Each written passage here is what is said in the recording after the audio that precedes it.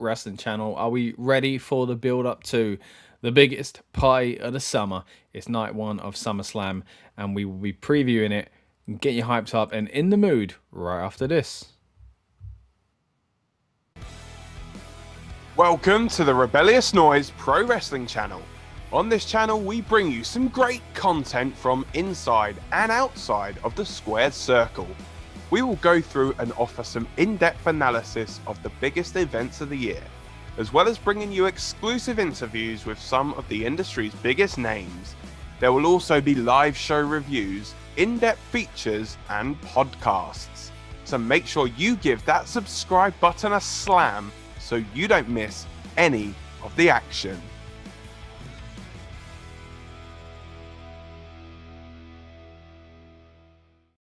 Once again, welcome back to the channel, guys. Hope you are doing well and are excited for SummerSlam weekend. Once again, my name is Scott, here for the Rebellious Noise Pro Wrestling team, and we're going to get you hyped up and in the mood for the big PLE. If you're new here, that's what we do.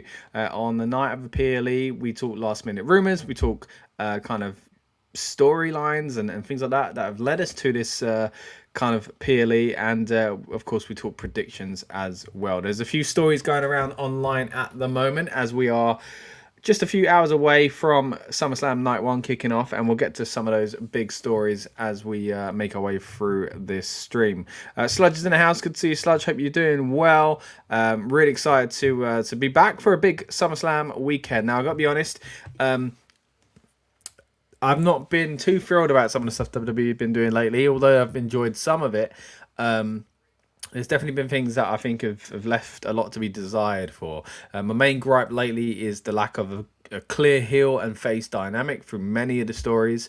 And you'll see that in a bit, because we'll replay my original predictions from last night in just a little bit, and we'll come back and of course react to everything we see on SmackDown as well. Because of course, since I recorded that, the weekend kickoff show, again, appreciate everyone that tuned in for it.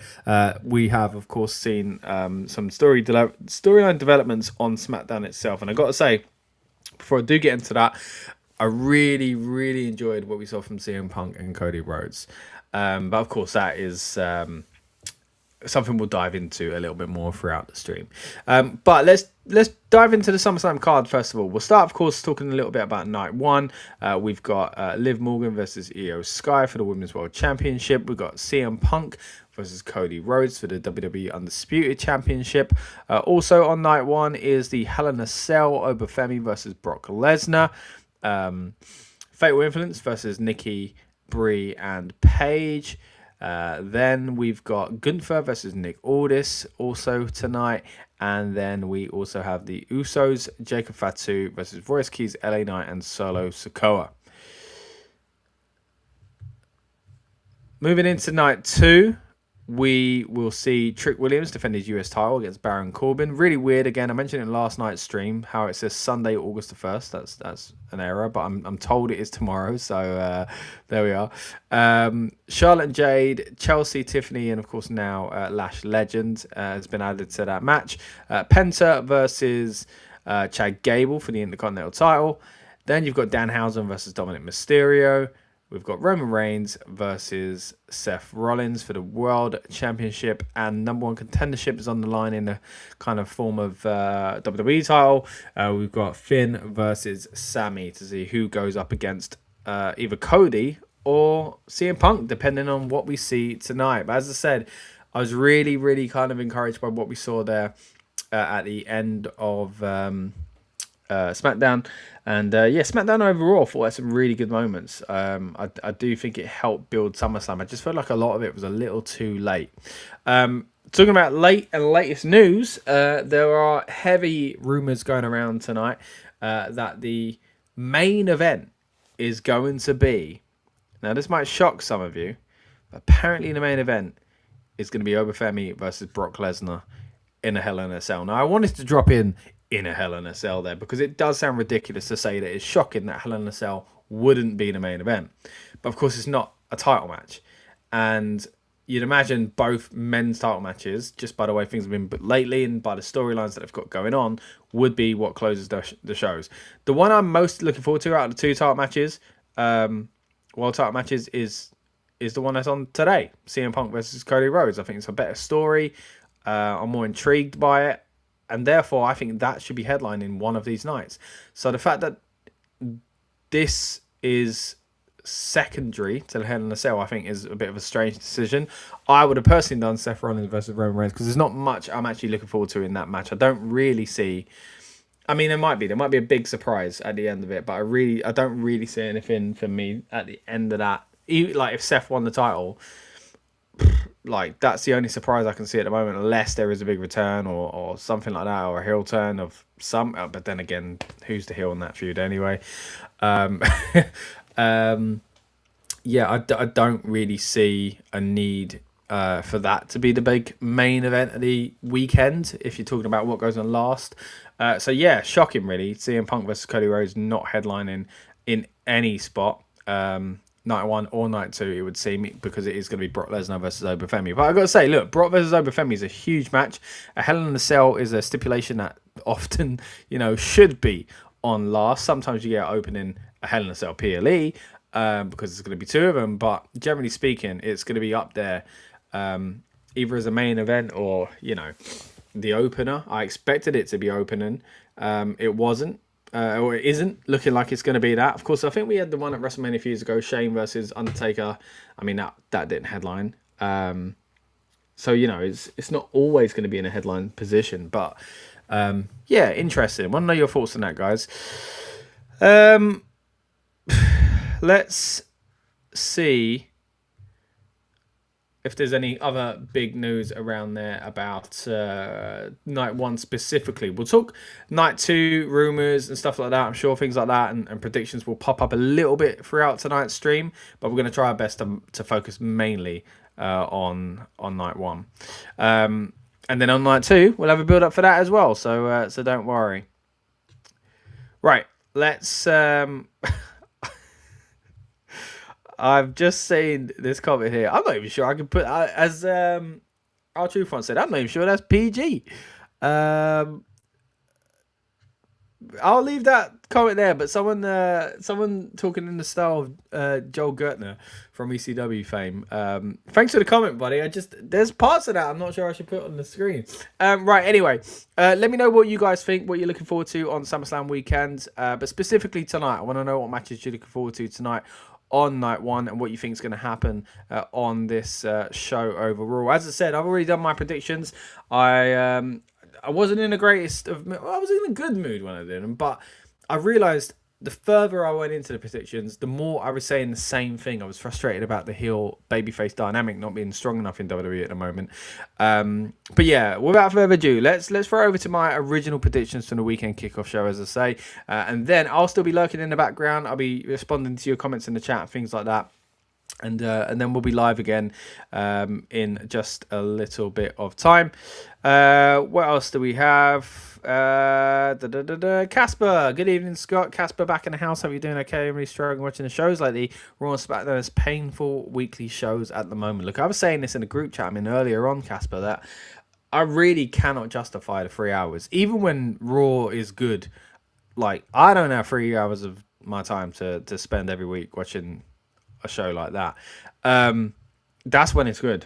Raw should never be 3 hours. So I'm probably never really going to ever get back to the point of watching it every week. But yeah, so I've been watching highlights for a long time, and that makes it palatable for me. But I think it does also give me a skewed view of what's actually going on, because I see the best bits, and sometimes, ironically, I miss really good bits, of course. But it means when it's packaged like that, it feels like a good paced thing for me. But generally speaking, that's not a good representation of a 3 hour show. I mean, the fact that I don't just watch the 10-minute thing that they tend to put up.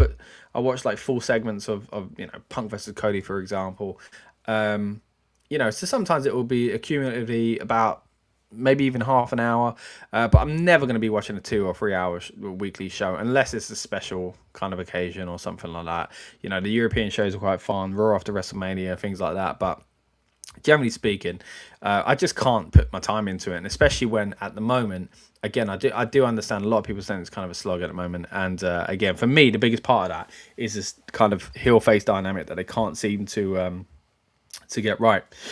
So, like I said, let's throw it over to me from yesterday. You'll see my original predictions again. Please bear in mind this was recorded before SmackDown went on the air. It doesn't really change much, but when we do come back, again, I'll be lurking in the background, replying to your comments. When we do come back, we'll put some of the best ones to the panel. Hopefully, we have some more of our Rebellious Noise crew joining us later on in the stream, and yeah, we'll deep dive into some more of these predictions again, specifically about night one. But you'll see from the original preview I did, there was a bit of a chat basically between me and you guys about yeah, again, just the state of wrestling at the moment, state of WWE. And I don't want to put too much of a down on it, man. Like, this show is designed to get us all hyped up and in the mood for the big PLE. And, SummerSlam's one of the biggest. So I'm excited in that sense. I think the card's great. Look, I mean, I'm going to repeat myself. So let's throw it over to that in just a moment. Casper says, something seemed off with WWE at the moment. CM Punk versus Cody stuff is boring. Bored to death. Watching SmackDown was painful. See, again, I only watched clips, so I like some things from it. I like some of the Cody CM Punk stuff compared to what I've seen lately. But I definitely see where you're coming from. Right, let's throw it over to my original predictions again. I'll be lurking in the background, guys. Keep your comments coming, and then in a little bit, we'll be live once again. Pro Wrestling channel. My name is Scott. We are here for the weekend kickoff of SummerSlam 2026. Welcome to the Rebellious Noise Pro Wrestling channel. On this channel, we bring you some great content from inside and outside of the squared circle. We will go through and offer some in-depth analysis of the biggest events of the year, as well as bringing you exclusive interviews with some of the industry's biggest names. There will also be live show reviews, in-depth features, and podcasts. So make sure you give that subscribe button a slam so you don't miss any of the action.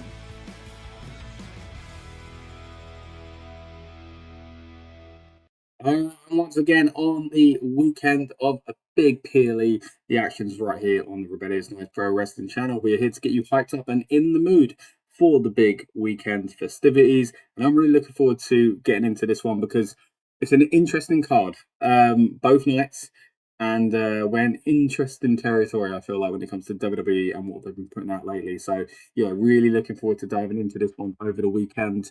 If you're new here, my name's Scott. It's the Rebellious Noise Pro Wrestling channel. As I say, we go live on the night of PLE itself for our build-up show where we talk last-minute rumours and things like that as well. Usually get our friends from the wrestling media world and more of us from the Rebellious Noise Pro Wrestling panel to join as well. But what we'll do on the Friday before a PLE is basically try and get ourselves ready for the weekend itself. So again, we'll talk about the cards and we'll break down some of the stories that have kind of been around this, not just storylines, but stories around the kind of the build itself.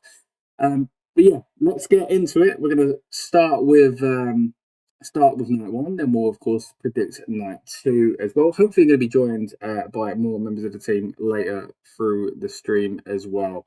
But yeah, it's an interesting time to be a wrestling fan. I'll be honest with you, there are plenty of things that I feel could be better. But at the same time, quite often when I dip in and out of things, I come back and I look at the card and I say, you know what? On paper, those are pretty good. Yeah, there are kind of questionable things Saturday and Sunday, but at the same time, there are some marquee matches, and again, they might not be ones that I was particularly hoping for at this kind of time of year. But hey, it's where we are, and I do understand the booking for some of them. And there's quite a bit of variety in this as well. If I'm honest, there is variety in the sense that the types of talent that are being featured. You know, you've got people like Baron Corbin who've just come back, facing off against someone like Trick Williams, who is, an up-and-comer.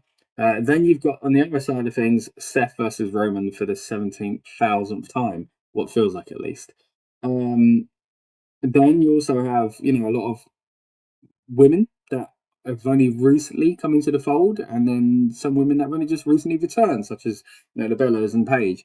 So it's quite a varied card over the weekend, generally speaking. But I've got to be honest, my biggest gripe at the moment is WWE not wanting to commit to a heel face dynamic. I know they've said for years, not just that recently actually, it probably goes back about 10 years now when they started saying things like, comparing themselves to like Game of Thrones and Breaking Bad, being like, it's not that straightforward, it's not black and white. There are good guys that kind of do bad things, and some are bad characters, but they got good traits. And I mean, they've done that wrestling before. Don't get me wrong. Stone Cold Steve Austin was kind of like that. He was a good guy that certainly acted like a bad guy. I feel like they've gone overboard with it.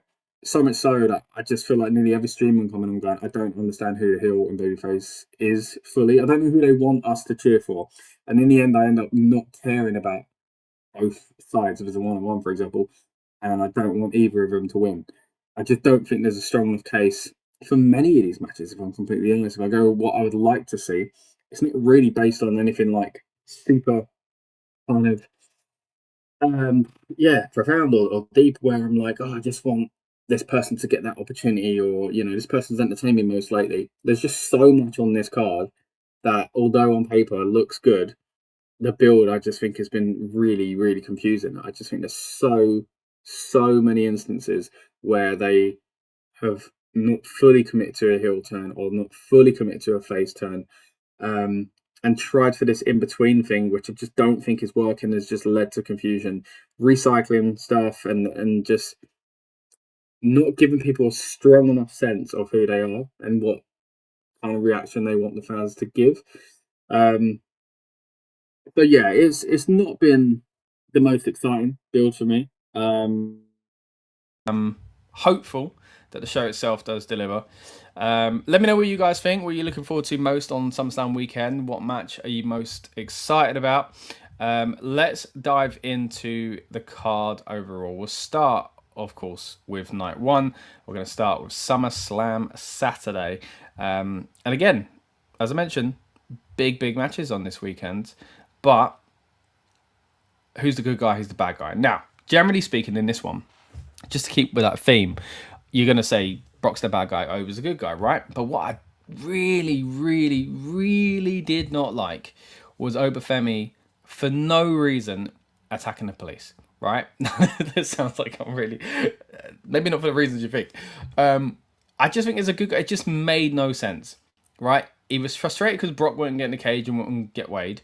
So he attacked 10 innocent dudes, right? Just try and do the job. Look, we all know what this is. Pro wrestling. They're not really cops. Shock horror, I know. But I just didn't appreciate the sudden... I know he's meant to be like this kind of, oh my gosh, he's crazy and powerful and, he's enraged about Brock. But he's also supposed to be a good guy. Why would he beat up 10? And again, you could argue Stone Cold Steve Austin did things like that, where he was kind of provoked by the cops. Those cops did nothing. Like, it made no sense. Like, it would have been better if Brock started beating up the cops and Ober was on the outside and he couldn't get to him to be the good guy and make the save, right? I don't understand why they thought it was a good idea to just make Ober Femi look... I know they want to make him look destructive, but I also think they made him look, I guess, unsympathetic. Like a big kid throwing a tantrum. Like, it doesn't feel like something a babyface would do. That being said, the match itself, the feud itself overall, I think has been good, and the match itself I'm looking forward to. Hell in a Cell is going to be interesting. Of course, there was so much talk about Brock Lesnar potentially retiring at this event. He did the fake retirement at WrestleMania, or was it real and he got talked back into it? I don't know. I think it was probably fake all along. But now we're here and they've not mentioned this at all, which, could still mean that he does and he just leaves his gloves, but people won't believe it. And that's the problem with doing it the first time around. This one needed to be announced if it is what we all thought it would be. If it's not the case and Brock's staying there for longer, then fair enough. But ultimately, Ober Femi needs to win this feud. Now, I've been a bit down on Ober Femi here because I just didn't understand that that booking on Raw. But generally speaking, I think he's done really well. Really entertained by him. Kids love him. Adults love him. I just think, yeah, he is $1 million, and generally speaking, presented like that as well. Wasn't the biggest fan of him giving up his King of the Ring title opportunity. I don't know if they're going to go back to that. I really hope they do. Otherwise, it devalues something they've only just recently worked so hard to establish, which is really frustrating, especially when you consider the history of the King of the Ring and how much they've been stop-start with it anyway. So, yeah, for me, I would really like to see Ober Femi go back and do that. But you can argue that he is annoyed and he's so laser focused on Brock, he's willing to put it on hold. Put it on hold is one thing. You know, missing the opportunity to do it at SummerSlam is another as well. But yeah, I get it for that reason. But yeah, for me, they need to move back to that. Otherwise, making him win it is so annoying. If he's in the competition and he loses, I understand how you think that is damaging to his character. But don't put him in it. If you don't want him to become number one contender, you don't need to make him king. I think he was doing fine without the crown. I was happy with him winning it, but that was because I thought it was going to be meaningful. Right. Who do I think is going to win this one? Like I say, I think Femi should win. And I actually think he will win. I think it's the right decision. I think as much as I've been talking about WWE's confusing booking lately, I think when it comes to the shows, they tend to, especially the big ones, want that kind of final chapter and definitive thing rather than kind of, you know, how sloppy it's been. I think with trying to figure out who's a good guy and a bad guy in a lot of these feuds. I think at least when it comes to these big shows, they tend to want to kind of get done. I think Femi's gonna win this one, and like I say, I think he should win this one. Again, what it means for Brock Lesnar, I really don't know. I don't. If I'm honest, I don't see him leaving.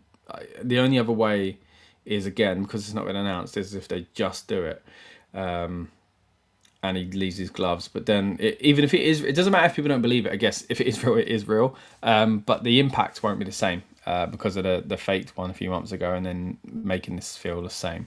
But then at the same time, is he really likely to do that after every big match? So probably, I guess people would buy it this time for that reason. Talk a little bit about the stipulation. I mean, Hell in a Cell, right? We have seen a lot of these over the years, and they definitely got overdone. And I feel like the last few years, they've started to become better in quality, and they are a bit more protected. You know, we don't have the Hell in a Cell PLE anymore, and they've been reserved for big feuds like Drew McIntyre versus CM Punk. Sorry, and this is a big feud that I guess you could say deserves that as well. So I'm looking forward to seeing how they act in it. I mean, Brock Lesnar had a famous victory in the cell. There's that famous iconic image of him on top of the cell celebrating when he was just, you know, in his rookie year. And yeah, in some ways, I wouldn't say it's synonymous with Brock Lesnar in the same way that it was with The Undertaker or even Triple H. But it's certainly got history in it. And yeah, I'm looking forward to seeing what he does with someone of Femi's kind of size and ability in this match type. So yeah, I'm looking forward to this one. Right, let's stick with night one, of course. And now let's talk a little bit about Liv Morgan versus Io Sky. Now, of course, this is for the women's World Championship. I actually think this is a little bit of a tough one to call because I don't really know where they're going with either woman. The Judgment Day thing is just so confusing at the moment. Of course, Raquel recently won the IC title, which I think is about right. I think this is the perfect slot for wrestlers like that. She's been working very hard over the past few years, but of course, she's not of the same caliber of the women that we've seen hold the world title or the women's title, WWE women's title in recent years. So I think this is why you have that secondary kind of tier. You know, I think someone like Sol Ruka, because she's new. You know, you can give her the world title. That would have been a bit weird, but it did something for her. Maxine Dupree, Becky Lynch gave credibility to that title. And who's the other one? Live Valkyria as well. I thought was a good use of that second tier. Now Raquel's got that. What does it mean for the Judgment Day? What does it mean for Liv? Of course, Liv and Roxanne celebrating with Raquel, and they seem to have kind of stepped back on some of the Liv stuff lately, as far as her kind of, I don't know what I thought they were going to do, where she turns into the good guy, and you know, turns out her whole return was fake. And remember we had that weird stuff with Roxanne when she come back. But maybe that is where to go. Maybe you need to get the title off of her to do that. But then you look at the other side, Io Sky. I don't see what they're doing there. There's been times where they have these big PLEs and she's heavily featured, and then a little while later we have another big PLE and she's not even on the card. Yeah, she's moved away, of course, from the Rhea Ripley storyline, and they've kind of just slotted her back into where she was before. I mean, this match does feel very samey as far as kind of who's in it, but again, marquee, two big names, SummerSlam makes sense. Fan of both their work, and yeah, I'm looking forward to seeing what they do. As far as the, I guess, prediction goes, I'm gonna say Liv is gonna lose, because I don't think has she even defended it. I think I saw some like graphic or something that was saying that she hadn't defended the title in the first 100 days. But yeah, it'd be a bit weird if that's not, I can't remember off the top of my head, but if she loses the title to Io, it frees her up to do something else, and I think that's probably for the best. What you do with Io and that championship going forward, I don't know. I mean, not like Io doesn't deserve to be in that position, but we were there not long ago, so what's fresh? What happens next? Yeah, we'll have to see. But I'm gonna go with Io Sky winning this one. Next up, again, back to the examples of not really having a clear-cut heel-face dynamic. I think this match has massively suffered with it, especially because it's linked in with Roman Reigns, who, again, they can't decide whether or not he's a good guy or a bad guy. Look, I understand this tweener thing sometimes, but I just think it's not working here. And what's really, I guess, confusing is the strange year that Jey Uso's had, and that him and Jimmy are kind of like they were when they were heels, and they're kind of not. You know, he's kind of main event Jey Uso with a Yeaton and the big Jim, and then you've got Jacob Fatu, who fans just want to cheer. You know, he had a strange kind of return. You know, he left when he was on top, and they were turning him. He naturally turned to a babyface the right way it should happen. The fans turned him. He comes back, and he's, you know, even as I kept saying, I was really confused. Like, what's he doing? Like, why is he going after Cody? Is he just that kind of angry that he's going after Cody, even though Cody's a good guy? Then he had the feud with Drew. Then it looked like he was, you know, he went after Roman, but people wanted to cheer Roman, so he kind of felt like a bit of a bad guy. Then he joined up with Roman, which and became the silent kind of, you know, I'm in the background and do as tribal chief orders me to do so, which feels like a natural kind of, well, it's for him to turn babyface and turn on him in the future, like the story that Solo, you expected Solo would have got a few years ago. But then, yeah, so he's just a bad guy, but he's kind of default a bad guy because he's acting, you know, as the lackey for these other people, and he's just kind of fully bought into it. But then at the same time, Roman's kind of a good guy as well. So is he really a bad guy by learning with Roman? And so are, you know, Jimmy and Jay, they're kind of still cheered by fans. So are they really bad guys? It's just a complete mess. And because of that, you get a mess on the opposite side. You know, you get Royce Keys, who's new, so it's hard for them to establish where he sits on the fence. I mean, clearly, the clearest way to look at it is on the left, you got the Usos and Jacob. They are the heels, don't get me wrong. And on the right, you got the baby faces. But it's so murky. As I say, you got Royce Keys, who's new. So it's hard to establish that. You got LA Knight, who people love, but let's be honest, he's kind of floundering, and they haven't really pulled the trigger, and people are no doubt going to be just a bit like, no, I like the guy, but, you know, come on, give me a reason to really cheer for him. And then on top of that, you got Solo, who I absolutely adore. I think he's fantastic. I think he's been doing some great work lately. Over the past 2 years, I think he's been great, just being comedic as a bad guy, and now as a babyface. But that segment where he's in the crowd the other day, and like he's saying some really funny things, because there is a section of the audience, don't get me wrong, that have been booing Jay for a long time. So he plays into that, the yeet thing being, you know, an entrance or whatever it is. And like fans just don't know how to react, because there are still so many people that want to cheer for Jimmy and Jay. So how can Solo be the good guy when he was just with these? He had the MFTs. He hasn't really kind of. He's aligned himself with LA Knight, and he seems sympathetic in that sense. But man, it's so messy. I'd be interested to hear what the rest of the panel have to say, especially when we get closer to the shows themselves on Saturday and Sunday with the build-ups. But yeah, and look, if you're watching live on demand, please let me know what you think of these kind of strange storylines that have been booking lately, again, when it comes to the babyface heel dynamic. When it comes to the match prediction, though, I mean, I'll be honest, I don't care. Like, I really don't see what this. I like the star power. You know, lifting Royce, good. All of the guys in it I like. I'm entertained by all of them. If anything, I want the babyface to win because out of all of them, I want Solo solidified as a babyface and to do something more interesting with his family and be the good guy that goes against the bloodline. Finally, the story we should have got years ago. Will we get it? I don't know, but I'm going with I'm going with the babyfaces on this one. Right, let's move into another prediction. This time, another multi-person match, but in a different style. Of course, this one here is a 6-woman tag match, and I like this because it is a clear babyface heel dynamic. We got Fatal Influenced, the bad guys, going up against the Bellas, Brie and Nikki, and Paige as the good guys. Now, speaking of bad guys, good guys, there is a chance, of course, that the Bellas turn. I think Fatal Influence have done well since they've come up on the main roster. They seem like they were getting a little bit lost recently, but now that they've managed to bring Nikki back, I think it's helped them just by simply having the 3-on-3 dynamic. I kept wondering if Nikki was going to come back and when they were champs still and somehow, you know, turn and kind of bring Brie back to her side and be jealous of Paige and all that. I think that's probably the best storyline to tell. They could be doing it here.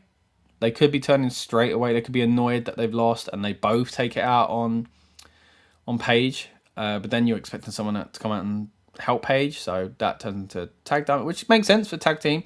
But really, surely this is all got to get back to the Bellas as Brie and Nikki being tag champs and not Paige in there. So surely that's where we're going to end up, which if you're going to do that, you kind of need them as babyfaces to take it off Fatal Influence first.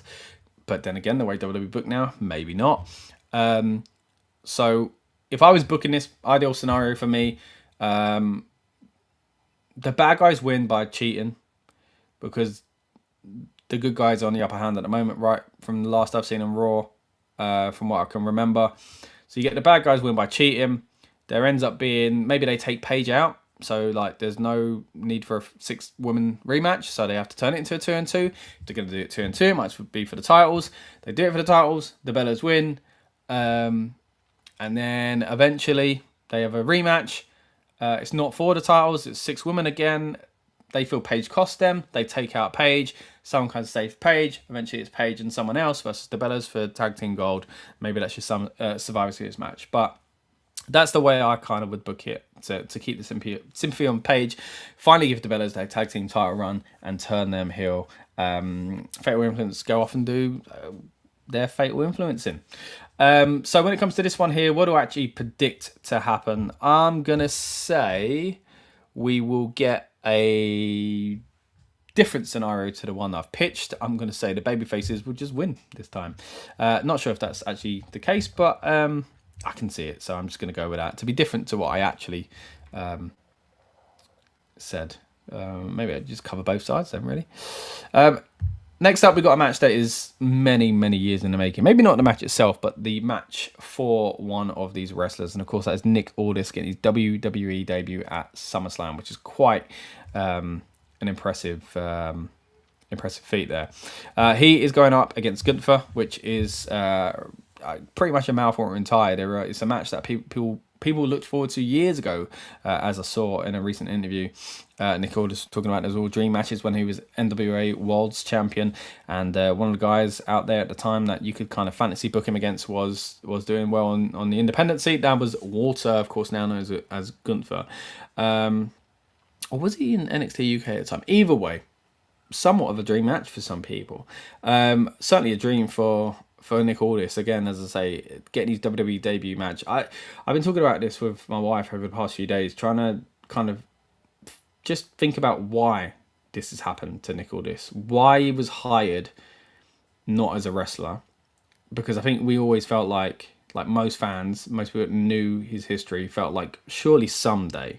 I mean, look at the shape the man's still in, you know, he's still got it and he didn't really need to retire.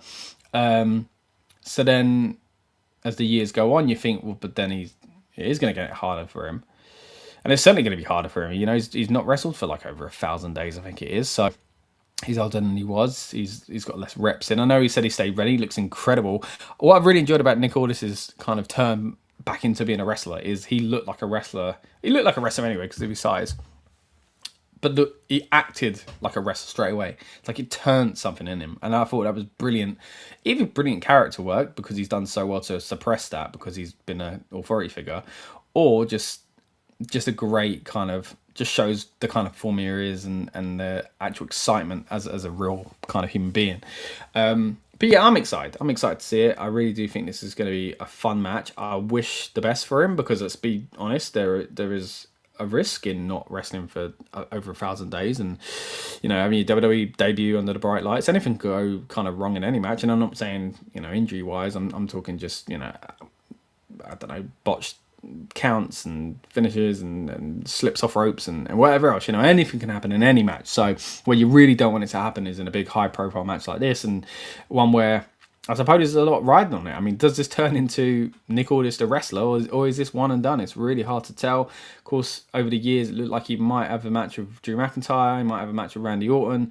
It's here. It's SummerSlam 2026. It's against Gunther. I wonder if Mickey James will be there, like shown on TV at least. That'd be interesting. Of course, his wife. But yeah, I'm looking forward to it. I'm just really happy they finally given it to him. But as I said earlier on, I don't understand why they hired him just to be a GM when he had this talent. I mean, they saw something in him on the mic. They liked a look. They liked him enough to hire him. But what was it that made them think we're not going to have him wrestle though?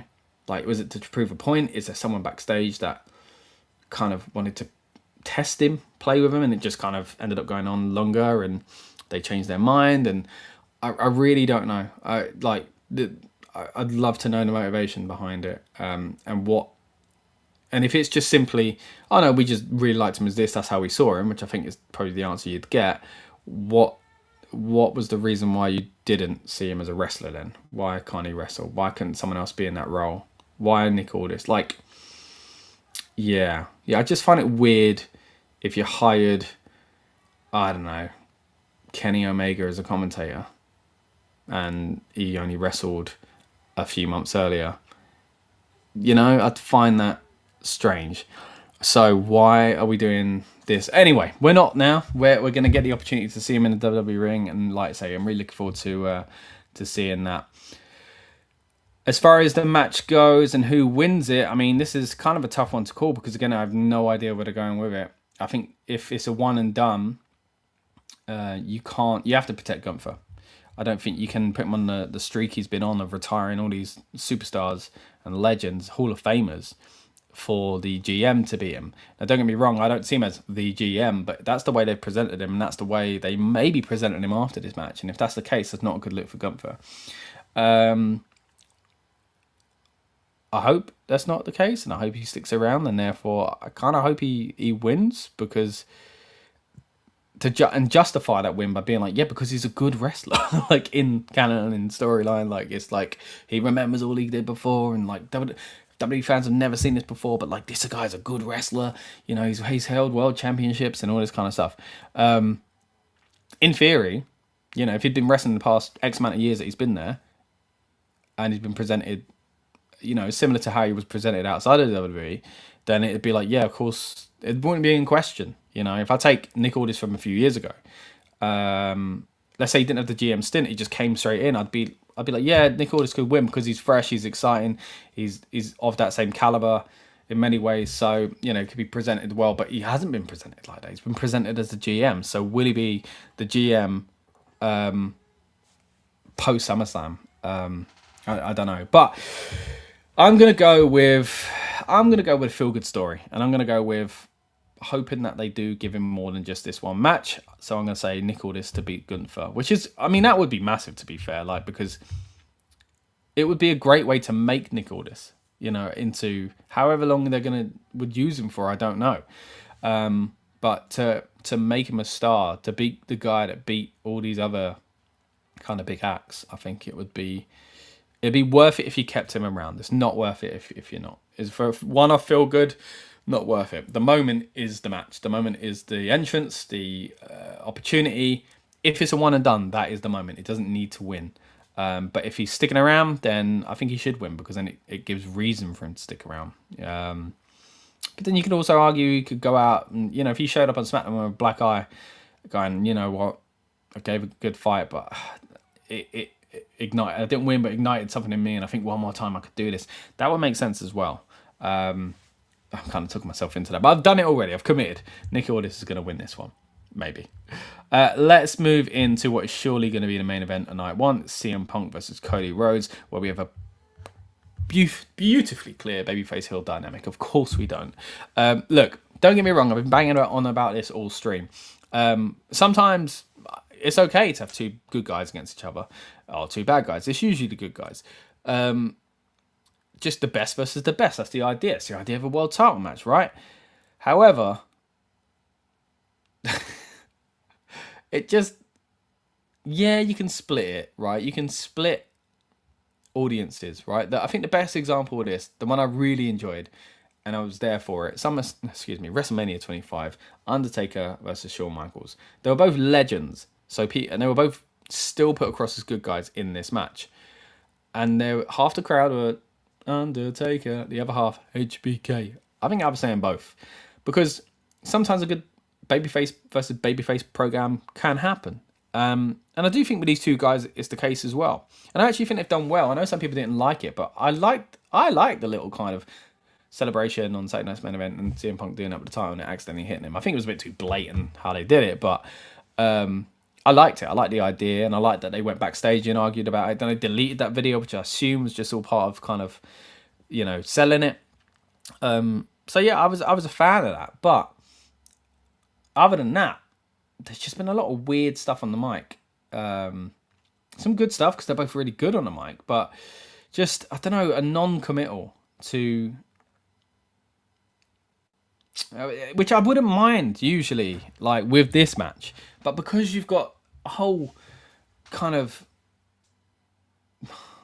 I don't know, roster full of weird matchups where people aren't committed to a babyface heel dynamic, I just don't think we need another one. And we'll get to the other one for night two, but yeah, this one bothers me the least, I'd probably say, because I think it is, you know, when you get into dream match territory, because we haven't seen this a million times. Yeah, they faced each other in the past, but like this is different. You know, this is both, you know, they both went away, they both did big things away, they both come back and did bigger things here. I just, like, there's a story there at least, and a freshness to it, so I don't mind it too much. The match itself, who do I want to win? Who do I think will win? I want Punk to keep it because I don't think we need more Cody Rhodes, but I've got a feeling it will be Cody Rhodes. What sways me away from that is the rumours, and who knows how true they are, especially when it's around CM Punk. That Punk wasn't too pleased with losing the title at WrestleMania to Roman. It just felt like that typical thing that he had, you know, things change, you know, situations change. The Roman Reigns he moaned about losing to and having to make look good years ago is not the same Roman Reigns. He's not the same CM Punk. Things have changed since then. And I don't mean personally, really. I mean, it's partly to do with it. But realistically, Roman is a far better talent and has done some incredible things compared to back then. So it is ironic, but yeah, it is what it is. But I do wonder if there's still part of Punk feeling, man, I've really come back to lose to, all right, now I'm going to lose. I'm going to get the title, but I'm going to lose again to Cody Rhodes because he's now your big guy. He's now your number one. I think Punk should be okay with that to some extent because he's of an age and an era where I don't think he should be expected to be the main guy. He is that, not nostalgia act because he's still performing to a good level and frequently, but at the same time, like, it's not his time, is it? You know, I like him being champ. I like him having those opportunities and stuff like that. I think it makes the belt look good. He makes others look good, both titles on either side of it. But yeah, I don't think he's not the future, is he? So, and you could argue Cody, you know, he's not the springiest of chickens, if that's even a way to say it, himself. So I don't know. I'm not sure. I don't want Cody to win because I don't want more. I don't want another 6 months of the same Cody feuds and the same Cody promos. And again, I like Cody. I just don't need him to be world champion right now, WWE champ. So for me, I want it to be CM Punk. Will it be CM Punk though? I mean, that's the question, ain't it? I'm gonna say.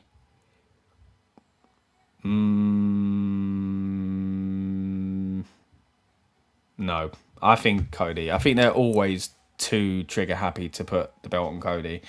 Ever since, ironically, didn't know it for so long and took ages to finish his story. Now they just seem to be always wanting to have the belt on him. And I get it, image, he's QB1 and all that stuff. And look, he's a great talent who deserves to be at the top in many ways. But I just want something fresh. And I would like to see Punk versus so many more people for a title than Cody at this moment in time. So yeah, I'd like it to be Punk, but I just got I don't want to say a bad feeling because I'm not that against Cody, but I just think it's inevitable. Cody will win the title eventually, right? So SummerSlam, that's where it's at. But for Punk to have lost to two of the kind of like perceived golden boys at the two biggest events in kind of back-to-back succession, I'm not sure is something Punk would be too thrilled. I don't know, judging by Punk's comments in the past, I'm not sure if that's the kind of thing he'd be thrilled about. But again, this is a different era, it's a different time. Maybe that's not it. Lynette's in the house. Good to see you, Lynette. How you doing? Well, says, oh man, this match card looks hard. And tonight we find out who gets this final spot. Of course, this is being recorded just a few hours before SmackDown, so you're right. We'll get to that match as far as predictions as well. Yeah, I like the card, Lynette. I've got to be honest. Thanks for joining us. I've been saying my only concern is there's just such a weakness between clarifying who's the good guy and the bad guy. I don't think they fully want to commit, and I think it's damaged a lot of the storylines, even though there's been good work in them. I just think there's been a lot of confusion, and things haven't landed as much as they could have or should have. And we're only on night one as far as predictions go, and I've got more to say about that on night two. But yeah, on paper, I really like the card. I agree with you. I think it looks really good as far as the matches we could see and the stars that are there, and again, different types of matches as well. Let me know what match you're most looking forward to, Lynette, and anyone else that's lurking in the background. We appreciate your comments. We appreciate you tuning in, whether live or on demand. But yeah, that does it for night one, at least. That did it for night one on our weekend kickoff show, but we are back here live for the build-up of night one of SummerSlam, and it's time to talk a little bit more in depth about those predictions. Again, you saw my originals there. Thank you for those that tuned in last night, or if you tuned in here in the build-up and you saw the replay for it, we appreciate it as well. But again, we're going to dive a little bit more in depth into the card itself and some of the last-minute rumours. Just going to quickly fly through the card again in a little bit. We're also going to bring in Lucas, who's going to join us for a little bit of time as well to let us know his thoughts. But yeah, a lot of news going around at the moment with regards to the order. Apparently, it's going to go like this. Women's World Championship is set to open. Liv Morgan versus Io Sky. Of course, this is a rumor at the moment, but they tend to be correct. Second up is going to be the Usos and Jacob Fatu versus Royce Keys, LA Knight, and Solo Sikoa. Third match of the night is set to be Gunther versus Nick Aldis. Coming after that will be Fatal Influence versus Nikki, Brie, and Paige. Fifth in tonight's match order is CM Punk versus Cody Rhodes. And again, as widely reported for a few hours now, Hell in a Cell is set to be the match that closes SummerSlam. So big news circling at the moment with regards to the match order. It says the Gunther versus Nick Aldis should be a good match. Hopefully tonight. Now I don't have to rely on wait on brother to watch tonight. Look, I think that one's going to be good, man. I'm really looking forward to Gunther. I mean, again, I quite like the card overall. I think night one is a lot stronger. But yeah, I'm looking forward to it. I've not been the biggest fan of the way they built many of these stories. I'm going to bring in Lucas now to see what his thoughts and opinions are on SummerSlam's card and this kind of again this strange build we seem to have had. Lucas, how are you feeling, mate? Good to see you. Hi there. So yeah, SummerSlam, interesting one. Obviously, I'm gonna be more on tomorrow night, guys. To let people know.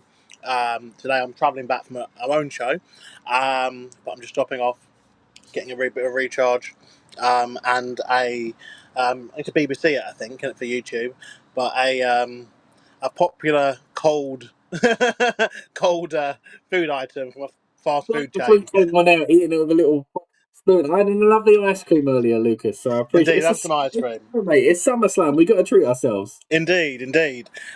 But look, I don't know where the I golden just arches right overheard you behind saying you. about night one, about say night one versus night two. I Yeah, mean, they've done the reverse of WrestleMania, I think, genuinely, yeah. and I don't know why they haven't realised we can maybe make night maybe even out a bit and have both nights be equal quality. You know, versus having one night be very good quality and the next night not be as good.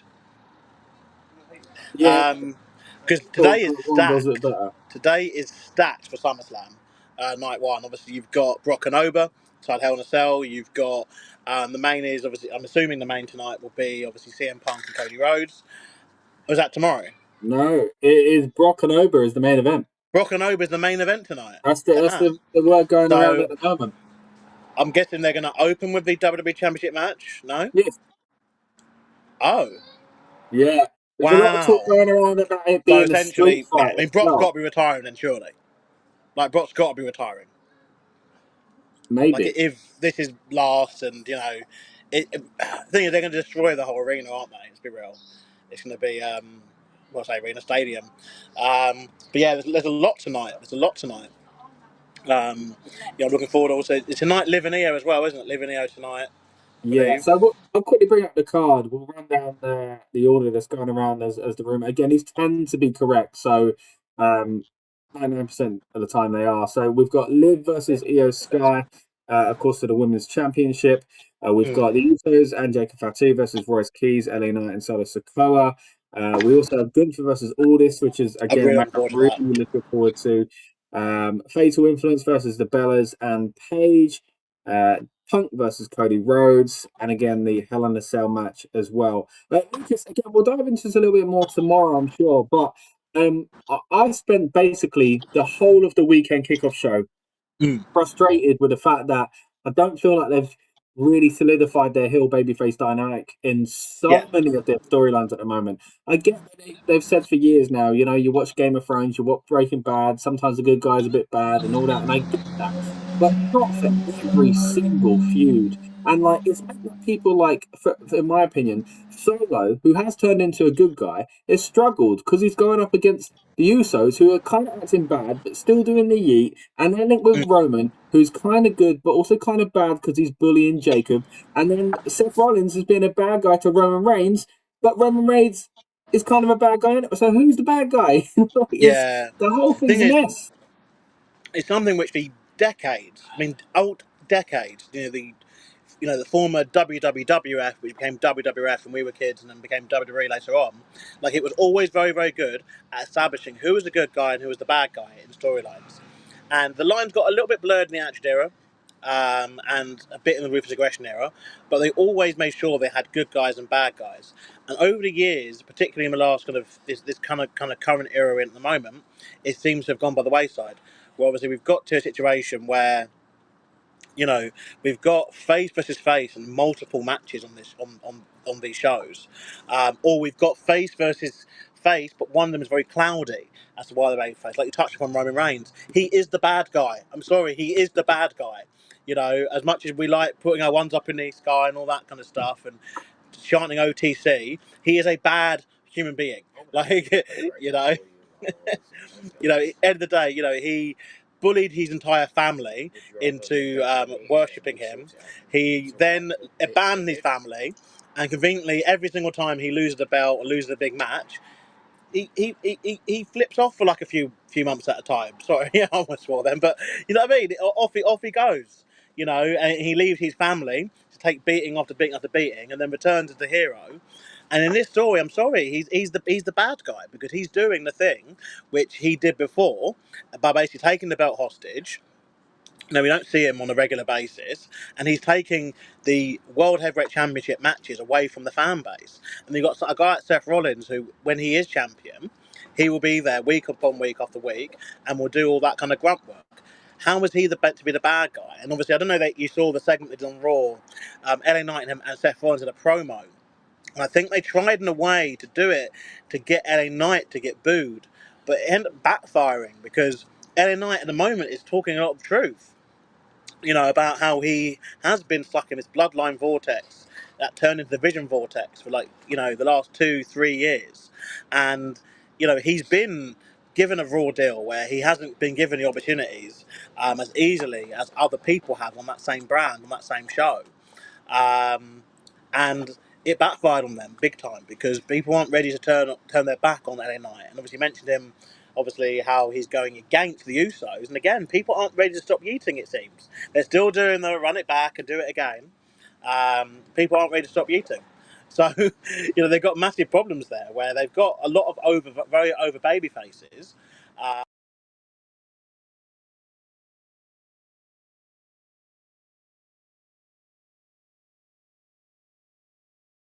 Bad guy now? Like, who knows? Joker to Answer the say back of so, a yeah. postcard. But it's just very sad, because before I just felt they were very, very good at doing this, at doing these stories of good guy versus bad guy, and now they really are quite bad at it. Like shockingly bad, in my opinion. I think Yeah, we I got a good agree. dynamic in the Liv and EO match, I guess, because Liv's obviously is very, very much the villain there, and EO obviously is the babyface. But there hasn't been a lot of heat on that feud. Despite obviously them already having the match at Night of Champions, there hasn't really been much much heat to it. So I know I'm covering multiple matches.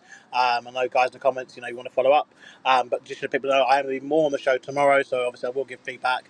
And tomorrow I'll be able to give a proper kind of thing. And I'm just on a little pit stop at the moment, so I won't be joining you for the full duration. And I do hope to get back to watch the show, and the many adverts that I'm sure we'll be treated to tonight.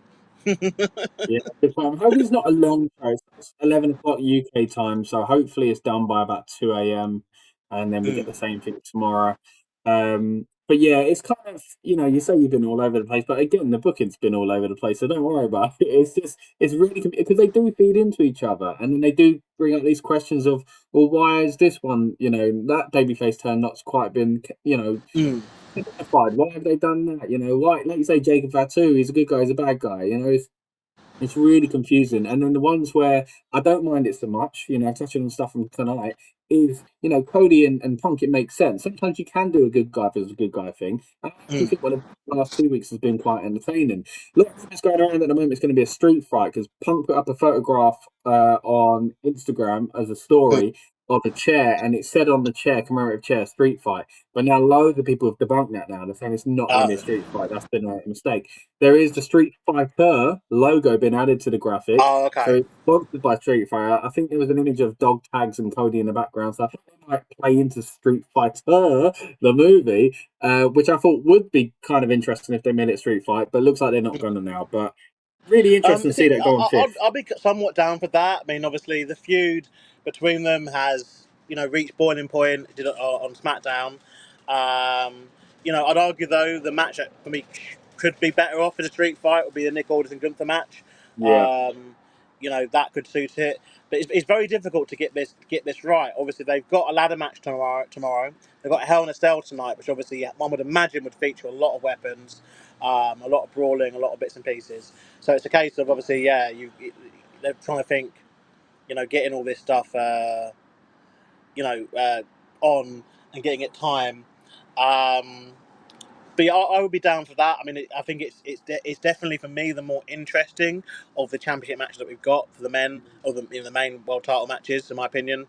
I think, obviously, obviously I was shocked that it's not on first or last. It's basically co-main eventing. That's how they say it. It's co-main eventing with the Ober and Brock match, but it is also in the kind of slot of you know, it's going to have its work cut out for it. Do you know what I mean? By them, I think by them we should have seen like quite a lot of good stuff. You know, there's a lot of good stuff. Obviously, one match I just touched upon. I've got to go in the next 5 minutes, but one match I've already touched upon. I think as much we touched upon the men's 6-man tag, there's a women's 6-man tag match, isn't there? Where you've got the Bellas and Paige against Fatal Influence. I'm actually very interested in that match.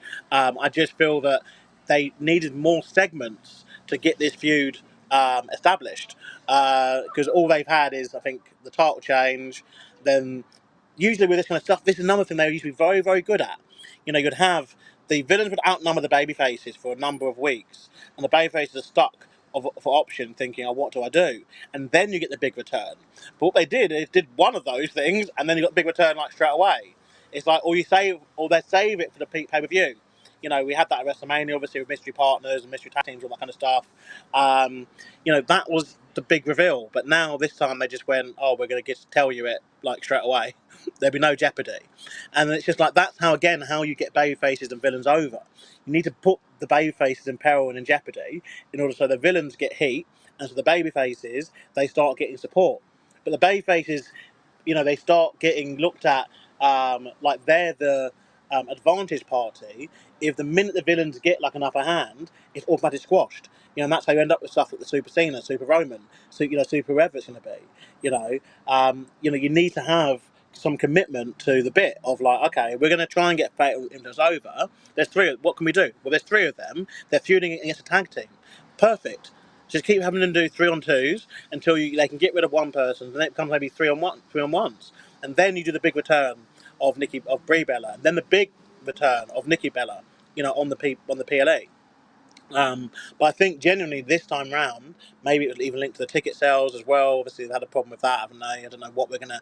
Well, there's two questions of that. I don't know what they're going to end up on tonight for real, and also what they're going to announce they ended up on, because we know those two numbers usually aren't going to be the same. Usually, yeah. And I think it's going to be very difficult for them to kind of say in any sort of straight face that, you know, we got less people than we did last year. You know, for the same thing we did last year, we did 2 nights. We're now sitting here with 5, maybe 10, maybe even 15,000 people less. But they did that for Mania this year. You know, they wheeled out John Cena barely a couple months after he passed out to Gunther, and had him say proudly, you know, from his chest that, hey, this show you saw last year and ripped you off for ticket, buddy, you will now come back and we've got 10,000 less people here. You know, woohoo, like, yay, profits. And can you remember that period of Raw when they were literally every week selling out, and it was like the people sat behind the stage and they were going on about it, and they had the drone shots and all that? That's all stopped now, isn't it? That's all stopped. Yeah. You know, because no one's there. No, Decisions, not that's no for one, but you sure. know what I mean. Like it's Yeah. not full anymore, and they bury it on commentary half through the show, where they just say, "Oh, there's like 12,000 people here at this arena," and you look Yeah. back when they were there last time, they were getting 17,000. You Yeah, I know, think it's a shame. The numbers they're getting on, generally speaking, but the fact is they were higher before. They squeezed the money out of people, and the yeah, quality of the shows has gone down. And those two things have made it clear. I don't know if you noticed on SmackDown the amount of empty seats, that's because crazy. they were It's red. crazy, Like they were, but you could tell they were empty. But the thing is, I liken it to a magic show in a weird way now. Whereas when you first see the magic trick, you're excited by it, right? You're excited by it. You know, you're wowed. Your eyes are glued to the screen. You're going, oh, you know, I'm looking forward to seeing how I'm going to be fooled. But then once you've seen the magic trick, you then want to see another magic trick. And if a magician just goes on tour and doing that same trick, it's going to get boring. And you're going to go, well, I've seen it now. I don't need to pay and see it again. And that's basically what they created. They created their own version of a magic trick where we now know what they're going to do. We now know every time there's a PLE, we're going to get 5 matches. You know, we know every time they come around to do Raw, SmackDown, they don't do dark matches anymore. We don't get anything bonus or anything at all. We're going to just get the same people that were on whichever week's Raw that preceded it, just in a slightly different combination. You know, that's all we're going to get. We're going to get 4 matches of that, and people are seeing through it. And for the ticket prices, people aren't going to keep going to these things. You know, yes, there'll always be the nutters that paid it, because yeah, you know, there's people that probably paid, into 5 figures, maybe even 6 figures to go and sit at SummerSlam over 2 nights. But as we saw, they've been in the ticket sales in it for $25 and stuff, weren't they? You know, as of late, I mean, I see even the advertisement last night on SmackDown. And it's a shame because all they've got to do is lower the ticket prices and book a consistently good product that people want to watch that spotlights the entirety of their division. They've got over 200 wrestlers that work there, and yet we're treated to, you know, barely the same 6 or 7 every week on television, you know, just in slightly different combinations. Though, admittedly, they are trying to push a few things now, but it hasn't seemed to make its way into SummerSlam. And there's some very weird logic. I don't know. It's on. I think it's on tomorrow night. I'll probably say it again, but I'll say it now. Anyway, what's on my mind is you've got the fact that Baron Corbin has walked back into a title match on a PLE. You know, it has skipped past all of the mid-card SmackDown men's roster, who now look like idiots for letting this happen. You know, like why is Carmelo Hayes okay with this? Why is Damian Priest? Why are the MFTs? Why are like any other person who works on a full-time basis happy to literally watching someone who, yes, he was here before, he was here for a long time, Bailey, we get all that, right? But literally letting him just walk back in the door and just say, I'm getting a match at SummerSlam. Like, make it make sense, you know? I think it links At into least the with the women, Princess they've thing done as something well. different on SmackDown when they've had the qualifiers. So at least we've seen some of these women compete over the last few weeks to qualify for the. Well, we'll get to that again tomorrow. There's a lot of problems I have with tomorrow's card. Tonight's card, I'm actually very happy with. Yeah, Being me deadly too. honest, I think it's a very strong card. Yeah. I think they have sold more for tonight over tomorrow, which is very interesting. Soon tomorrow, obviously, is expected to be main evented by Roman Reigns against Seth Rollins. I wouldn't anticipate that changing any any way for any shape or form. But yeah, tonight's card I think is a very strong card. We've got a lot of good action. But it's just a case. It's a card that could very easily be ruined by some very poor booking decisions. And I think one of them in particular that I'm worried about happening, this will be the last thing before I do go, is the 6-man tag with the Usos, the Bloodline stuff. I do worry about a few things. If we see Solo join the Bloodline, I think my TV will automatically turn Oh, itself please off. don't. Yeah. You know, if we see any sort of if we see Royce Keys join the Bloodline is the only one I'm just about for. But I'm also of the ilk of like, I do not want to see this anymore. So it's a case of you could bring back like Bret Hart to be in the Bloodline, and I think my TV would still shut itself off. Like prime Hulk Hogan in the '80s could join the Bloodline right now, and my TV would still find itself out the window almost. I cannot. I just cannot do it anymore. I cannot sit and watch more Bloodline stuff in 2026. And so I do worry this match goes too into the Bloodline vortex. That would be, in my opinion, a very, very bad decision because more of that is just not what's needed for the product. And the other bad booking decision that I think could happen tonight is if they try to do a non-finish or a weird finish to the Gunther Nick Aldis match. I think they've got to be careful with this because, yes, I get that there's two camps here. You know, obviously Gunther, the career killer, he's kind of eased off, isn't he, since obviously WrestleMania. Well, not even WrestleMania, since beating AJ Styles in the Rumble, I think he's proper eased off. Let's be real, Gunther should right now be a world champion in this company. Look at the history. Brock Lesnar defeated the Streak at WrestleMania, was champion at SummerSlam, and had a dominant run. You know, as champion after that. You know, but it's eased off to the point where he's gone from retiring John Cena, Goldberg, and AJ Styles in 6 months to now facing the general manager of SmackDown at SummerSlam. Which, yes, and the thing is, genuinely, it's one of the main matches I'm looking forward to. Obviously, a bit of biased. As obviously DKW Academy, of course, Nick Aldis started training at Dropkicks Academy many moons ago, and yeah, I'm looking forward to seeing what he does. But you know, there's two camps here where it's like, does Nick Aldis get the win? Because, you know, like if he wants to be a full-time wrestler, this is a good way for him to start his career. You know, saying that he beat Gunther at SummerSlam, and this is kind of the end. Is this kind of like the main like end point to Gunther? You know, career killer bit, or does Gunther continue his streak and end the career of Nick Aldis tonight? You know, so there's many things that could happen. But yeah, I think a non-finish or a weird finish to that one would also kind of throw me off. I think this needs to be just commit to the bit one way or the other. If you want Gunther to destroy Nick Aldis, do it. Follow it up with an angle on SmackDown. Get Gunther into the world title picture by the time we're at the next PLE, and then strap that rocket to him. or if you want to go the other way of Nick Aldis, give Nick Aldis the big moment he deserves at SummerSlam, that he's earned over many years, in this business. Give him that moment, and then what's next? Have him get in that main event fray. Maybe maybe start with a US title first, picture first. Because he's had some bits and pieces with Trick, hasn't he, over the past few months? So that could be a good program to go into next.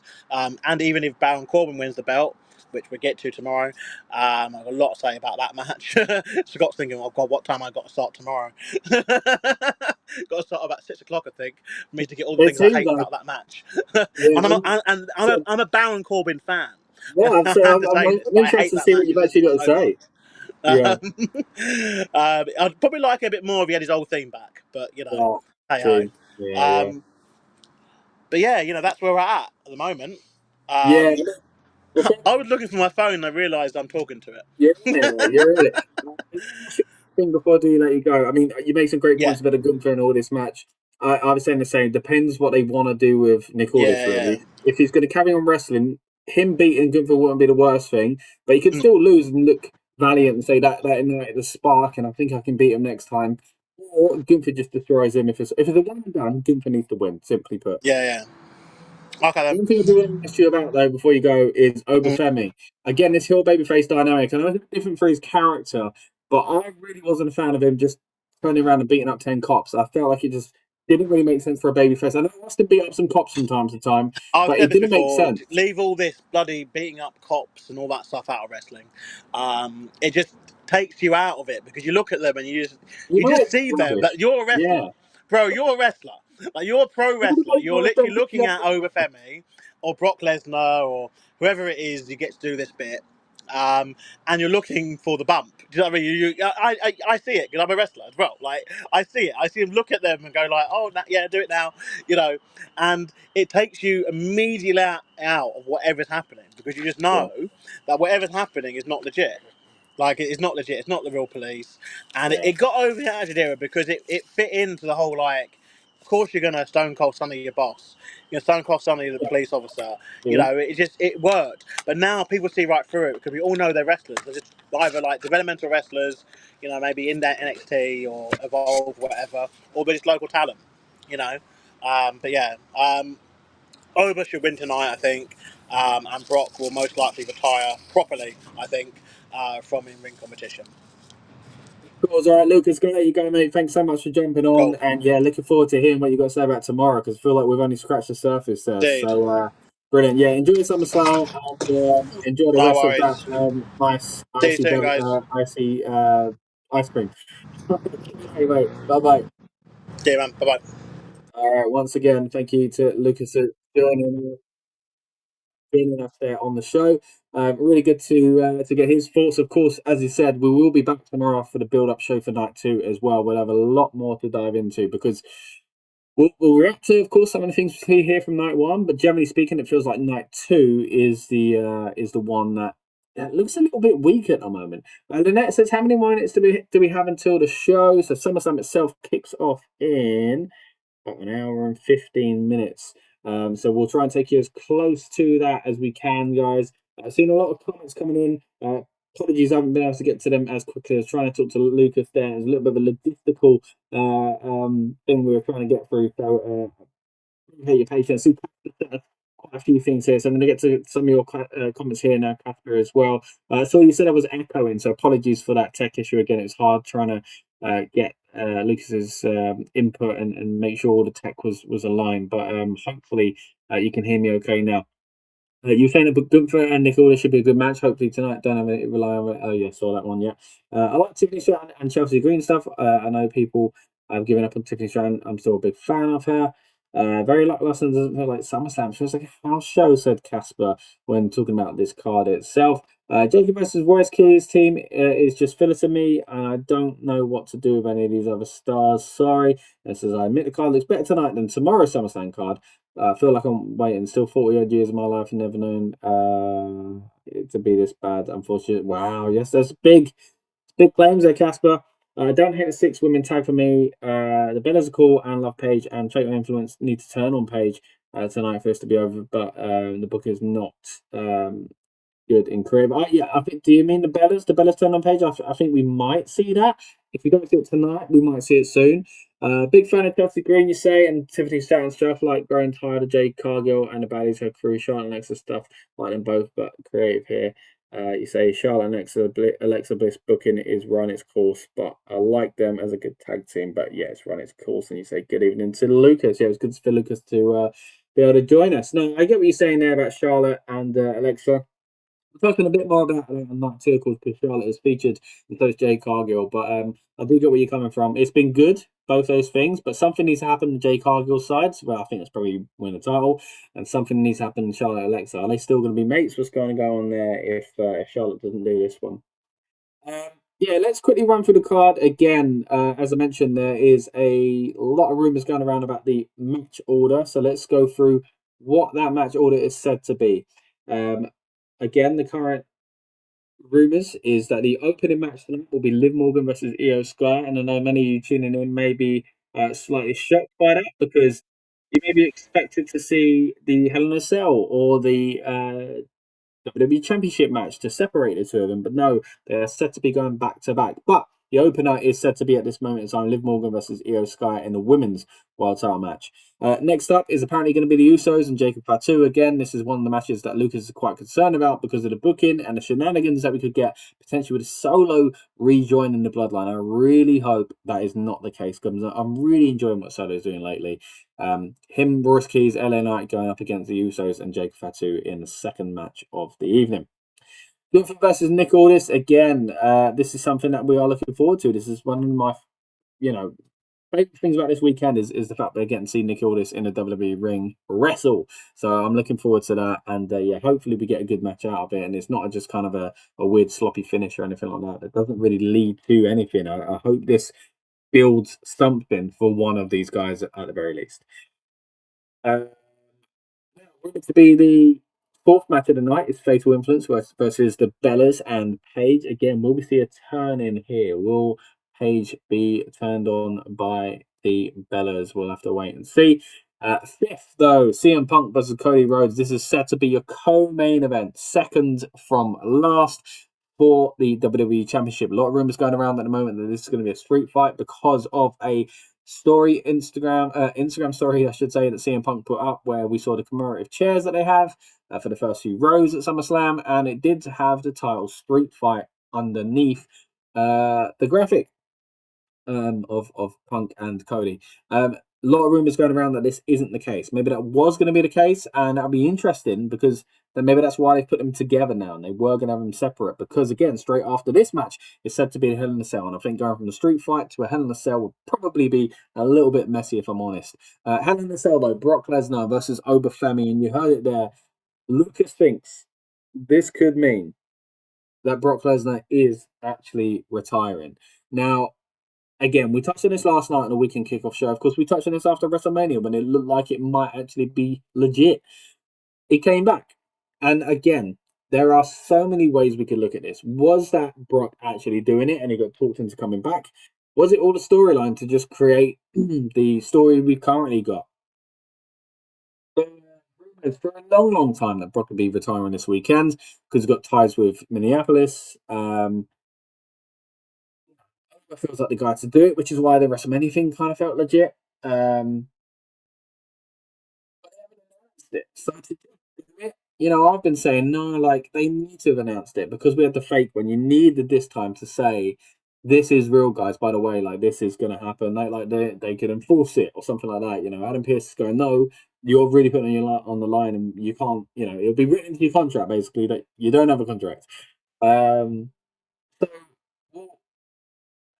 I'm surprised they haven't done like that if that is the case. But that being said, yes, it would be a repeat, and we can see Oba Femi right now walking backstage on the WWE Countdown show. That being said, if Brock basically did the same thing again, I don't think people would.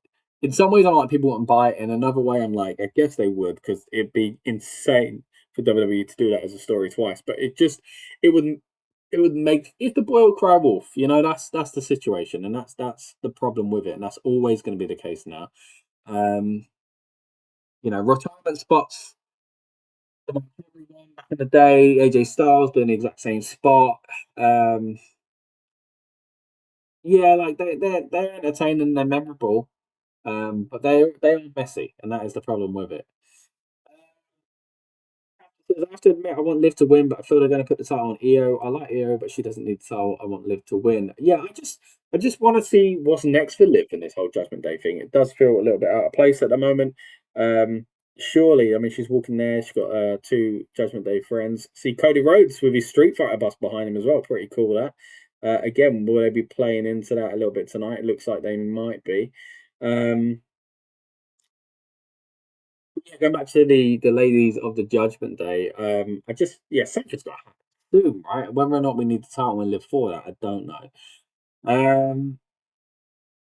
Right, let's get to some more of these kind of stories floating around at the moment. Lucas mentioned just a little while back about the ticket sales.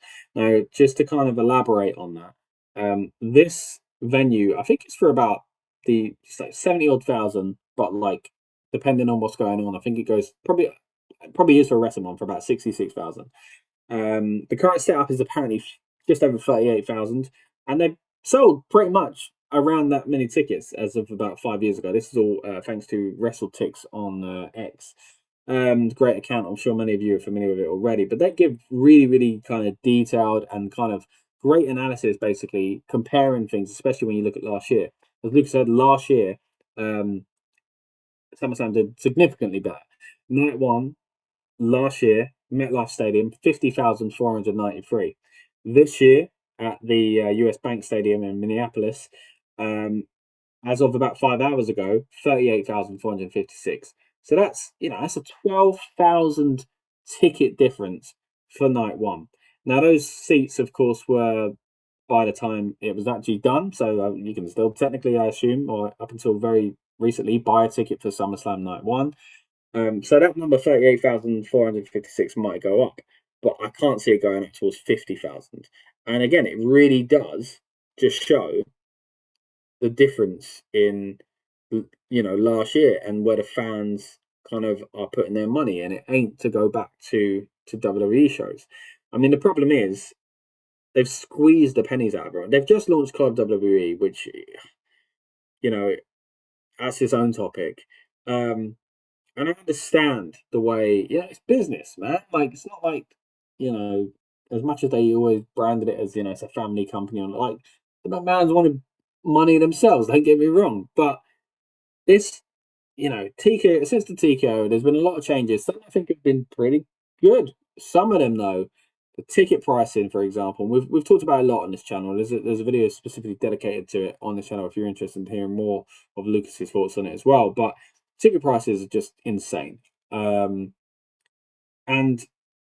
what doesn't help is that when they went high at first, they were on a major run. Like, they were 2-3 years ago. When we get into like WrestleMania 38, 39, 40, and then into 41, that period there, some of it was hotter than, others, but within that, but generally speaking, that period there, especially when you get to the height of it, when you had the final boss and finishing the story and all that kind of stuff, like it felt like we were in a boom period.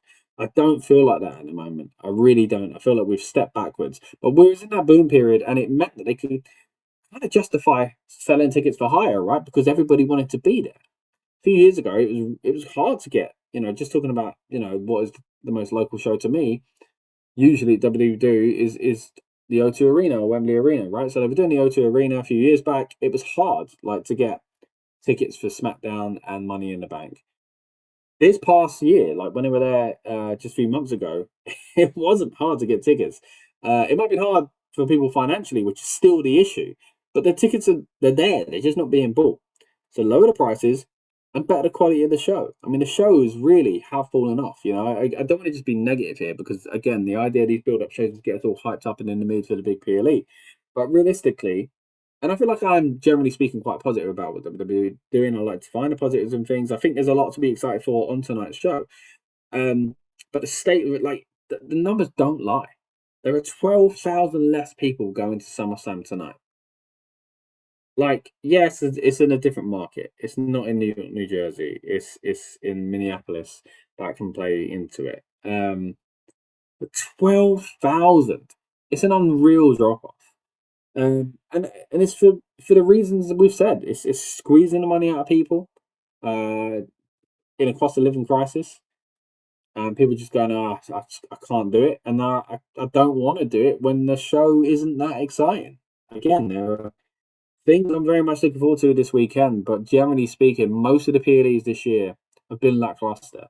Like, most of them have done little to kind of get you to tune in on Monday Night Raw.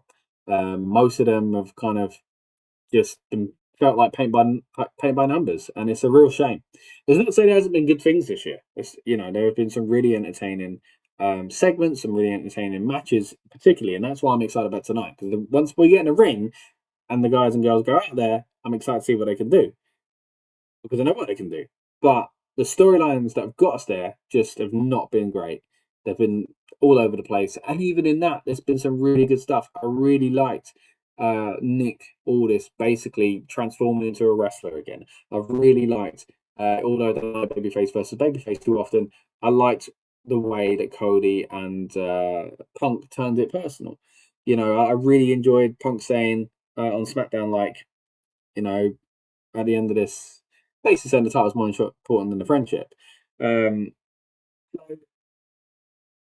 there's been good stuff, but at the same time, there's a lot of rubbish. And again, most of it comes from this heel babyface dynamic where it's just confusing. If you didn't tune in earlier and see the replay section of the Weekend Kickoff show, I'll probably just give a little bit of a recap as we go through the card. But the Weekend Kickoff show is what we like to do on usually the Fridays, as you might imagine, before PLEs, and we kind of do a roundup and do predictions and stuff like that. What you're tuned into right now, of course, is the build-up show. And the build-up show is basically last-minute rumors and again, last-minute predictions and stuff like that. So you're tuned in here for night one's build-up show. Tomorrow we'll be back, of course, to the build-up show, specifically talking about the card on night two. But of course, when you have a two-night PLE, they tend to bleed into each other. But just sticking to night one stuff here, for example, right? I'm just going to fire through, and I'm not going to go into as much detail as I did on last night's stream about this, because I don't want to just repeat myself. And you can go back and watch it to hear my thoughts, especially when it comes to my thoughts on, I guess, night two, because we haven't quite got there yet. But we go through the card and we talk about just purely in the heel face dynamic. And what I'm talking about here is, again, those comments that have been saying for years that they don't always have to be good guy versus bad guy. And, stories aren't like that anymore. And you look at these big kind of dramas on TV, but you ain't a big drama on TV. You're different. You're big and you're drag and you're on TV, but you ain't those big TV dramas. It's a different kind of form of entertainment. And sometimes it works in wrestling, but most times you just need a clear good guy and a clear bad guy. And when you turn people, it takes a while to make it clear, and that muddies the waters. But it doesn't help when you've got so many weird dynamics within your company. So let's just kind of go for it here, right? Babyface, heel, fine, clear for the both of them. I know the character of Liv Morgan. She's a bad guy. At the moment, she might be turned on. She might be turning on the others in the Judgment Day. She might become good. But at the moment, it's clear she's a bad guy. And Io Sky is the sympathetic babyface. Right. Simple. Right? Then we move into this one. And we've touched on it a little bit already. We've got the Usos. Let's just start with them. Jey Uso has been in this kind of weird position over the past few years where we weren't sure if he was going to turn heel on someone. He's still yeeting, but he's definitely a little bit more like he was back in the day when he was with Jimmy, right? Speaking of which, Jimmy and Jey are basically the Usos they were before, with the yeeting and stuff like that. Okay, so it's a little bit confusing there because the fans aren't ready to give up yeeting. I think it's how Lucas said it earlier on. Yeah, it's not helped, right? So they're people like them, but they are acting like bad guys lately, especially because they've realigned themselves with Roman, who we'll get to. Actually, we'll do it here because he's not on tonight's show. Roman is, and this is where it makes it confusing. Roman is liked and people want to cheer him, but he acts like a bad guy. But Seth lately has acted like the heel when going against Roman. So by proxy, Roman's kind of a good guy, but he's forced Jacob to join him in the bloodline, which usually means Jacob is suppressed.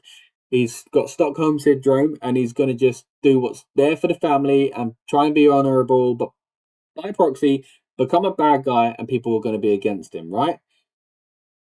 But what does that mean when Roman is kind of sympathetic in his feud against Seth? So Roman's kind of not a bad guy, which means the people aligned with him are kind of not bad guys, especially when people want to like Jacob Fatu, and they already yeet along to Jimmy and Jay. So a bit messy. That's not helped when you go against Royce Keys, who's new. So yes, he's a good guy, but it's hard to establish when he's going up against established future Hall of Famers who people want to cheer. Then on top of that, you get LA Knight, who again is a clear good guy, but if anything, acts a little bit closer to this tweener role, like Stone Cold Steve Austin used to do, right? But he's the guy that people wanted to reach some sort of level of achievement over the past few years. I'm talking world title picture here, right? And he hasn't. So is it risk of people kind of being like, not as into him as I once was, because they know why are you going to keep backing the horse when he doesn't cross the finish line, right? Then on top of that, and this is not anything against LA Knight, I think LA Knight should be crossing that finish line. Then on top of that, you got Solo, who I really have enjoyed as a heel and as a babyface. He's been really funny lately. But you saw when he was in the crowd going against his, his family members, making jokes about yeeting and all that kind of stuff. It didn't. It kind of hit with the people that wanted to boo Jay when he was a babyface and they were getting sick of the yeeting themselves, and they wanted him to turn heel. But he kind of isn't. He kind of isn't. So then you've got Solo having a go, but people not really aligning themselves to Solo because he hasn't been a good guy for long enough. So people still are not sure how to take Solo, and he's now going against the guy who people like yeeting along with. So that's confusing people, right? Then we move into the next match. We've got Gunther versus Nick Aldis. Lovely. A babyface in Nick Aldis, a heel in Gunther. Brilliant. Lovely. Fatal Influence, bad guys. Nikki and Brie, Paige, good guys. Might get a turn here, but at least it'll be clear. Babyface versus babyface. I don't mind it with these guys because, again, that can happen from time to time, and I think they've done it well lately. Then we move into the main event. Brock versus Oba. Generally speaking, it's been fine. But again, what I really didn't like is Oba Femi going after the cops. I think it made no sense. As Lucas said earlier on, it's a hokey spot these days anyway. But why was he getting so frustrated to go after the cops when he's the good guy? I know they're probably trying to portray this kind of, he's wild, he just doesn't care, he's so frustrated. But like, this is a man who cannot hold his temper and should not be respected, basically, right? That's fine if he's a bad guy. Or if he can't hold his temper because the bad guys are doing something to him, right? They weren't. They were just cops just standing there minding their business. And he was annoyed at Brock, so he took it out on 10 innocent men, it seemed. Made no sense to me. Also, wasn't a fan of the pop-up powerbomb type thing he was trying to do. Obviously, the guy, you might recall, kind of fell back. It wasn't smooth. Oba kicked him in the back, like, in what I felt was harsh. So, bordering on unprofessional. And look, I don't want to be saying this about Oba because I really, really enjoyed him. And if you look back at the last few streams, I've wanted this guy to win and kind of essentially get one up on Brock Lesnar. I still hope that is the case. But those two things are I've been fully behind Oba Femi until Raw, which is mad. Like, how on the eve of the PLE, the go home show, how have you turned me into someone going, I'm not so hot on Oba at the moment? Because it just didn't make sense. Why, in storyline, is he attacking loads of people innocently? Like, what should have been happening is Brock was attacking those guys and Oba came in as the hero. And look, people might argue, yeah, but he's a different kind of character. He's not your typical babyface. He's a big, mean, muscly man, right? But there was just no honor in what he did. It just felt weird. He should have been attacking Brock, who was attacking innocent people. Like, it just doesn't really make sense to me. But yeah, so that's just really put a dampener on the way I feel about WWE at the moment. And the night two ones, I think there's even worse examples on night two. But look, we'll keep that to night two itself. Let's get to some of these comments here. Where were we? Where did we last leave off? Casper says, I have to admit, I want Liv to win, but feel they're going to put the title on Io. Oh, yeah, we touched on that one, didn't we? It says, I also said, I hate Raquel beat Sol Ruka for the build on Raw. With some sort as WWE Baron Sol Ruka. I say she got screwed by the Judgment Day. Look, Sol Ruka, I think, has been entertaining, but I think it's been clear that she's not ready for the position she was in. And that's not to say she's not very talented, but the call up between NXT and the main roster is not the same because the quality of NXT is not the same anymore.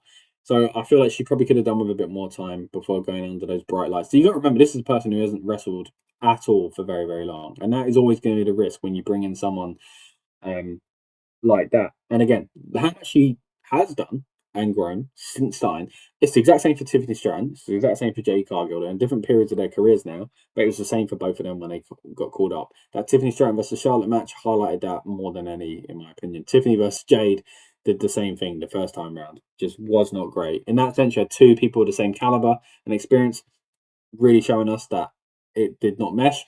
And then the other one, you had a kind of legend in Charlotte who has been there, done it, and yeah, obviously it's going to be miles ahead of Tiffany, but it just showed the difference in levels between the two. So Ruka, I think, is in a similar situation. She's made a few errors, and errors happen. Don't get me wrong.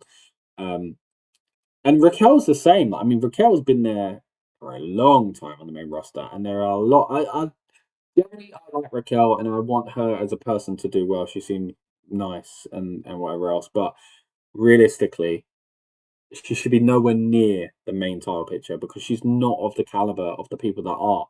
So this is why, as I said in last night's show and a weekend preview, kickoff show, this is why I'm happy with her being an IC champ, because you need that kind of level for people to build up towards being a world champion. Sometimes they don't. Sometimes people stay. You know, you look back at some greats, right? They only were ever Intercontinental champion or US champion. They never became world champion. And maybe that's going to be the case for Raquel, but quite often it is that stepping stone. And she is not ready. I don't know if she ever will be, in my opinion, to be in that main event title picture and being, you know, alongside Becky Lynch, alongside Bianca Belair, alongside Rhea Ripley. She's just not of that caliber, in my opinion. So, and again, I don't want to be talking down on talent because I think she is talented, but not everybody is Messi. You know what I mean? Not everybody is Cristiano Ronaldo. Not everybody is LeBron James. Not everybody is Michael Jordan. Some people are just squad players, and they're really good squad players. You know what I mean? So, and I feel like that's the case in WWE. There are people that just are not of that caliber. So that's why you need these mid card titles. So yeah, a positive there at least. Bit of a rant there. Went off a little bit. Watching involving matches at the moment with Trouble. The music I like to call gets in my head though, man. Every time I hear it, it's in my head for about 3 days. So now that I've just said that, it's going to be in my head.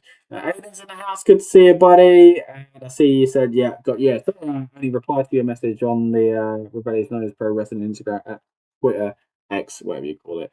Late there, mate. But yeah, appreciate your comments and joining us. Aiden says, Keys, LA, and Solo seems like an odd team. Is it? Yeah, it's an odd team, but it's meant to be the good guys going up against the bad guys who are solidified.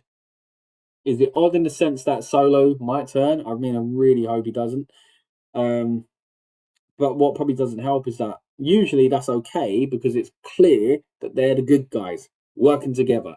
And yeah, I think it's still clear they're the good guys, but the people, it's messy. People still like the Usos and Jacob Fatu. This was a good film I'm looking forward to, and Cody Rhodes for CM Punk build was ridiculous on SmackDown. I like Punk, but I want Roman Reigns to beat Seth tonight. For me, Cody thing is done. I need CM Punk. I had enough of Cody. Now I need Punk to retain tonight. I hope Punk retains tonight as well. I look forward to getting Brie Bella as a playable character ringside past W2K26 in September 2026. Casper, always good that you keep me up to date with what's going on with WWE games, as I've mentioned a few times. Don't play them anymore, man. I really hope. I'd like to dip back in and see what they're like because it's been a long time since I played it, and I stopped because they just felt kind of the same, and I just weren't enjoying them anymore. But yeah, maybe I'll dive back into the WWE games sometime soon. Right, let's have a little look online, see what's going on with the countdown. So Triple H is being interviewed at the moment, growing out his hair. Really, what's going on there? That's interesting. An interesting note as well. Femi is again rumored to be headlining with Brock Lesnar. Now, if you disregard the Royal Rumble, apparently it's his first ever main roster purely main event. So congratulations to Femi. What a way to do it as well. People talking about SummerSlam being a newsworthy event, like kind of hinting that they know something. You know, these kind of in the know accounts, if you will. Heel turns, returns. There's a lot of people talking about Kevin Owens being close to returning. Sean Ross Sapp is saying that he's been seen training at the Performance Center, which is brilliant. Even if he doesn't come back tonight or tomorrow, this weekend, can we just say the fact that Kevin Owens is back in that sense is so encouraging. Yeah, again, you talk about someone who just seems like a good dude that you just want to see back. Kevin's one of them. Always a fan of his work. But yeah, that scary kind of promo, or he did when he got injured, saying basically, I don't know what's next. Yeah, I'm glad. It seems we are far away from that. We are close to him returning. A lot of people talking about a Cody Rhodes heel turn tonight. Again, look, I don't want to dive into the heel face dynamic thing even further, but like, is this like what makes him a heel? Like, he's already aggressively going against a good guy. So what would it? It would have to be something that's not honourable, right? So again, like over Femi, ironically, they've just done something like that, and it didn't make him a bad guy. So what would it have to be, right? So he's beating Punk, right? Oh, he's fighting Punk. It's not a street fight apparently, but he goes wild, batters him with a chair, or he cheats to win, and he batters him with a chair, right? Yeah, that makes him a bad guy, I guess. But it'd be more of a heel turn if he come out to defend CM Punk in a match he won in and just beat him up after being pally with him, only pally with him, in the weeks leading up to it. So yeah, I don't know. How do they turn Cody heel? I don't see it, man. I've been thinking about a Cody heel turn for a long, long time. I just don't see it happening at the moment. But it'd be a breath of fresh air because, again, I said on last night's weekend kickoff show, if he wins, I won't be too thrilled because I'll be seeing the same promos and the same feuds. At least if Punk keeps it, there are still things that feel a little bit fresh. Casper said they're proper messed up on Blake Monroe on SmackDown. She hasn't wrestled for 100 days now. Is that the case?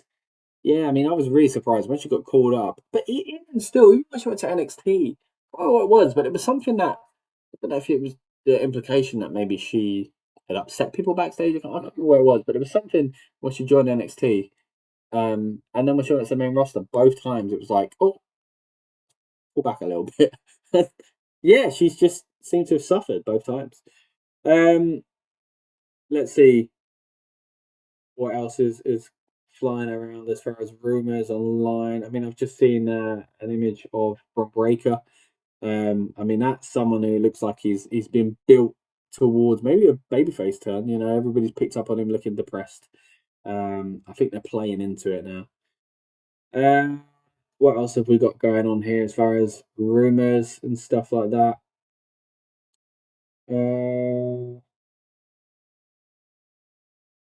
Completely unrelated to wrestling, but apparently the guy that played Pussy in Sopranos has died. That's really sad. I don't know what his name's 18 years old. My goodness. Anyway, yeah, not wrestling related, but I mean, talk about good heel face dynamics, and you can merge it in a show like The Sopranos. It's okay to do it there. Tony Soprano was a good guy and a bad guy. It's okay to do that. But goodness me, it doesn't always have to be the case in wrestling, right? Wrestling's been built on a clear good guy, bad guy kind of dynamic for a long time, so it works. And yes, audience habits have changed, and what people want has changed. Don't get me wrong, but there will always be room for a clear bad guy and a clear good guy. And to test the water, that's what it feels like they're doing. They're doing it pretty much 70% of their feuds seem to be lacking for different reasons, whether it be who they're aligned with, not kind of being the kind of side of the fence that they're on, good or bad, or whether it be someone who's been so good as a bad guy has only not had too much focus on making them appear as good guy. I mean, even Trick Williams, again, it's night two stuff, but we'll leave it there. Maxine joining the Vision is done for me. Yeah, I don't know how to feel about the Vision. It's like, so Paul Heyman stepped back from it, right? So it's Maxine's kind of thing now. It's definitely not what it was. But I mean, you look at the Judgment Day. The Judgment Day isn't what it was 2 years ago, but that wasn't what it was when it started either. And that worked out just fine. So I don't know, man. I think it'd be interesting to dive into that deeper, maybe with Lucas at some point as well. But yeah, really, really interesting because I don't know where they're going with it. So at least there's that. We are seeing some promos on the countdown about Nicholas and Gunther. Again, a match I'm really looking forward to. Oh, wow, they're using footage from him from TNA and him on IWGP titles there. Him facing off against Jeff Hardy, AJ Styles, Kurt Angle. They are making Big Nick look good. Nice. I'm looking forward to watching that properly on the show. I'm glad they managed to get all that footage.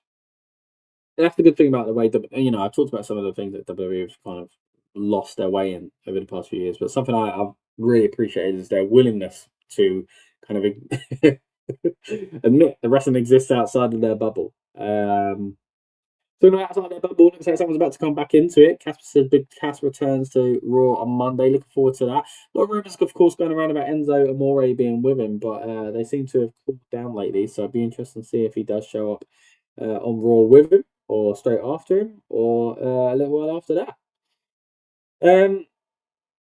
So again, a lot of talk going around where people were wondering if Brock Lesnar is going to retire tonight. Let me know what you guys think. Is Brock Lesnar actually going to be calling it quits at SummerSlam? And is that why it is set to close the show? I mean, a Hell in a Cell, as I said earlier on, when the rumors were first kind of stirring, a Hell in a Cell is a show closer. Don't get me wrong.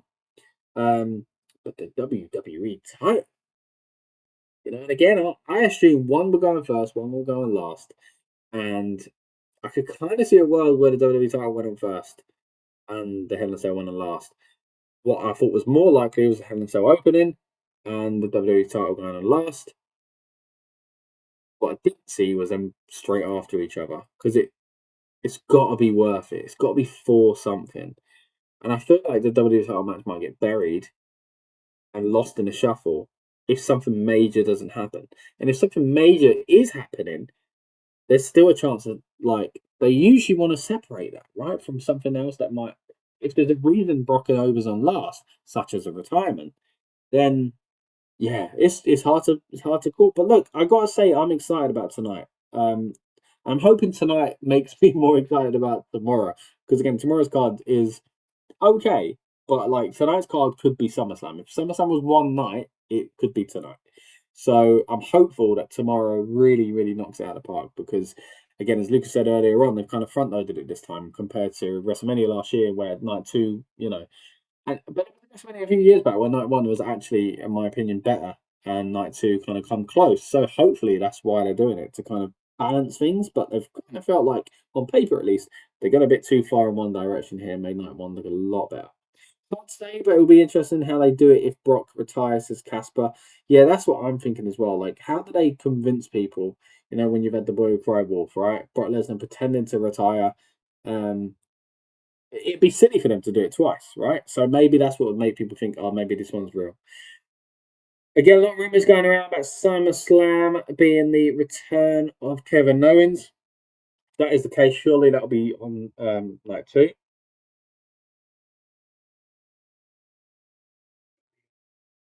Involved with Sami Zayn and Finn Balor. Maybe not though.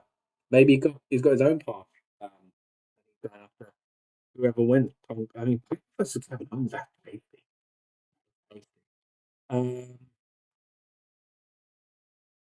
The stage looks really good. To be honest, it looks very cool.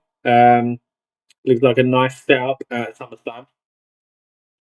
What else have we got? Just kind of making our way through social media just to see any other bigger rumors going around. Yeah, nothing. All right, let's touch on the card. We're getting towards the show now, guys. It's about 35-ish minutes away. Kicks off here in the UK at 11 o'clock, which is a nice, reasonable time. So I'm pleased about that. All right, let's go through the card one more time, and we'll start wrapping up soon, guys. As always, though, in the build up, let me know, guys, what you eating tonight? What's your snacks? What's your snacks for the SummerSlam? I know we've got people tuning in from the Philippines, people tuning in from various places in the UK. So watching this at different times. Are you having your dinner? Are you having your breakfast? Are you having your lunch? Are you having your midnight feast? Let me know what you're gonna. I went to a nice Savoy chips earlier and a sausage bat. I was cheeky. I had both. And a lovely ice cream. So I've eaten a bit too much today. I probably won't eat any snacks. I mean, I say that. Who knows? Maybe I'll have a little something. But usually my wrestling special, as I call it, pizza, chicken, some sort of chicken, some sort of chips. You know, it'd be curly fries or fries. Yeah, I'm not having that tonight. Not having it tonight, so I might just have some snacks. But yeah, oh guys, what are you guys getting in the mood for SummerSlam with? But hey, that's what the build-up show is all about. Not just snacks, but getting you hyped up and in the mood for the PLE. And look, I appreciate. I've probably been a bit more negative tonight than I've been on other build-up shows, which is bizarre, really, because I'm actually really looking forward to the show. But you know, I'm letting off steam of the past few weeks of some of the weird booking we've seen on the weeklies. Yeah, I'm looking forward to tonight. I am, again, more than night two. And that's probably a good thing. Like I say, hopefully night one pushes me into being excited about night two. But again, the build-up show is all about getting you hyped up and in the mood for the big PLE and us ourselves. We sometimes get joined by our friends from the wrestling media world and other members from the Rebellious Noise Pro Wrestling team as well. Because Lucas managed to jump in earlier on, so I appreciate that as he was out and about. He'll be on for more of an in-depth conversation tomorrow, so I'm looking forward to hearing his thoughts there, because he definitely laid down a few kind of seeds to some potential pipe bombs, if you will, to use a wrestling term. But let's get into the card, and again, let's talk a little bit about what we expect to see tonight. So Liv Morgan versus Io Sky for the WWE Women's World Championship. I can't remember what I predicted last night, but I think because this is a tough one, because it kind of depends what they're doing next with each person. If Liv is going to be, you know, turned on by the Judgment Day, then yeah, Liv losing makes sense. And Neo kind of capitalizing on that isn't the kind of thing a character would usually do. But maybe, you know, maybe she just loses it, and because Raquel's now got a title, they're like, you're under the deal here. Like Raquel's now the kind of big bad woman in the Judgment Day instead. So maybe that's it. Casper says, looking forward to it now. I'm glad we talked you around to it, Casper. I know, again, things have been weird lately, right? But I think the card is good. Like, WWE still do good things. I still enjoy wrestling. But yeah, I'm glad we're kind of talking ourselves into tonight's show, right? Lennox is going for the Genius of the Sky again when talking about this opening match. Her going on and being champion, like, we're kind of back where we were a little while ago, so that's why I'm not sure if that's the best idea. But I always want good things for Io Sky, so I think I'm sticking with Liv. I think I'm sticking with Liv. I say sticking, I can't remember what I did last night. But anyway, the Usos, Jacob Fatu versus the Baby Faces. Look, here, again, last night I kind of went into this in more depth about, you know, I say the Baby Faces, but really. But the ones that are kind of more surely who they want to be seen as baby faces. Royce Keys, LA Knight, Solo Sikoa. I think they should win to simply solidify those things, and more so solidify Solo as a good guy. My big fear, as it was with Lucas earlier on, saying, look, if Solo just joins the Bloodline again, it'd be such a waste. It'd be so annoying for that, the Bloodline itself, but like it'd be such a waste. Like there's so much we could do with Solo that we haven't seen yet, and I really hope we will see more from Solo as a solo act. As far as the winners go, like I say, I think it should be the bad guys. So I'm gonna say optimistically, what am I talking about? I said the good guys. Again, dynamic confusing me, man. I'm gonna say the team, let me just be clear. Solo Sikoa and Royce Keys. I think they should win. I think they will win. Again, this is all about who's sticking. If all this is sticking around, if he is, then by all means, let him pick up a victory. Let it be a big deal. But if he's not, then Gunther needs to win. Gunther can't beat and retire Goldberg, John Cena, and AJ Styles. Have a big match against Seth Rollins at WrestleMania, which felt like an afterthought. It felt like they decided at last minute. This also felt similar. And then just lose to the guy that's not a wrestler. Now, we all know, and again, I'm glad to see in that promo package they put on the countdown, hopefully they do the same on the main PLE, that they are actually, we all know that Nick Aldis is a wrestler from the past, right? And just not in WWE. And they've really hyped up from the kind of brief look at that promo package, the people that he's wrestled, and the caliber that he's kind of, caliber of match and kind of caliber of who he wrestles is quite high. So let's hope that they're going to give him a chance. I hope he sticks around for a bit longer. But if he is, then yeah, winning's decent because it really makes him look good. He's just beat the guy that's retired. It's kind of like the streak thing, as Luke said earlier on. But if not, then Gunther needs to win. I do hope Nick is sticking around, so I'm going to go for a Nick. Maybe not have to win. Like I said, he could show up on SmackDown with like a black eye, legit or not, and be like, "Man, I wasn't wrestling for 1,000 days, but like that's showed me I can come close. I could do this." Like he's, that adrenaline. He could say something along the lines of, like, "Fin the pain that Gunther put me through just reminded me what I love about this." That kind of weird thing that wrestlers sometimes say to kind of, get the crowd to go.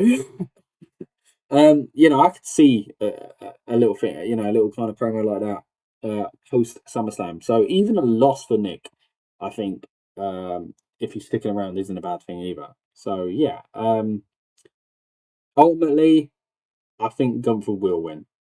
And even if Nick is sticking around, it probably is the right decision. Just because, Nick, if they highlight him as a good wrestler in that promo package, it's still not enough to tell people. It's still a guy that hasn't wrestled for 1,000 days. He shouldn't be able to beat the guy that's just retired some of the biggest stars in wrestling history.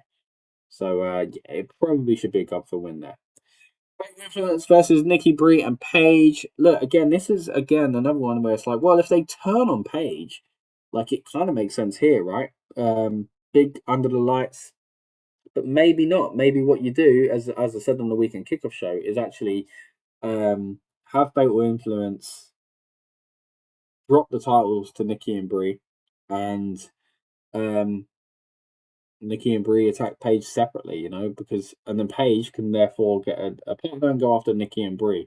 It kind of leaves Fatal Influence on their own, but hopefully they've got enough of a rub by working with these kind of three, future Hall of Famers.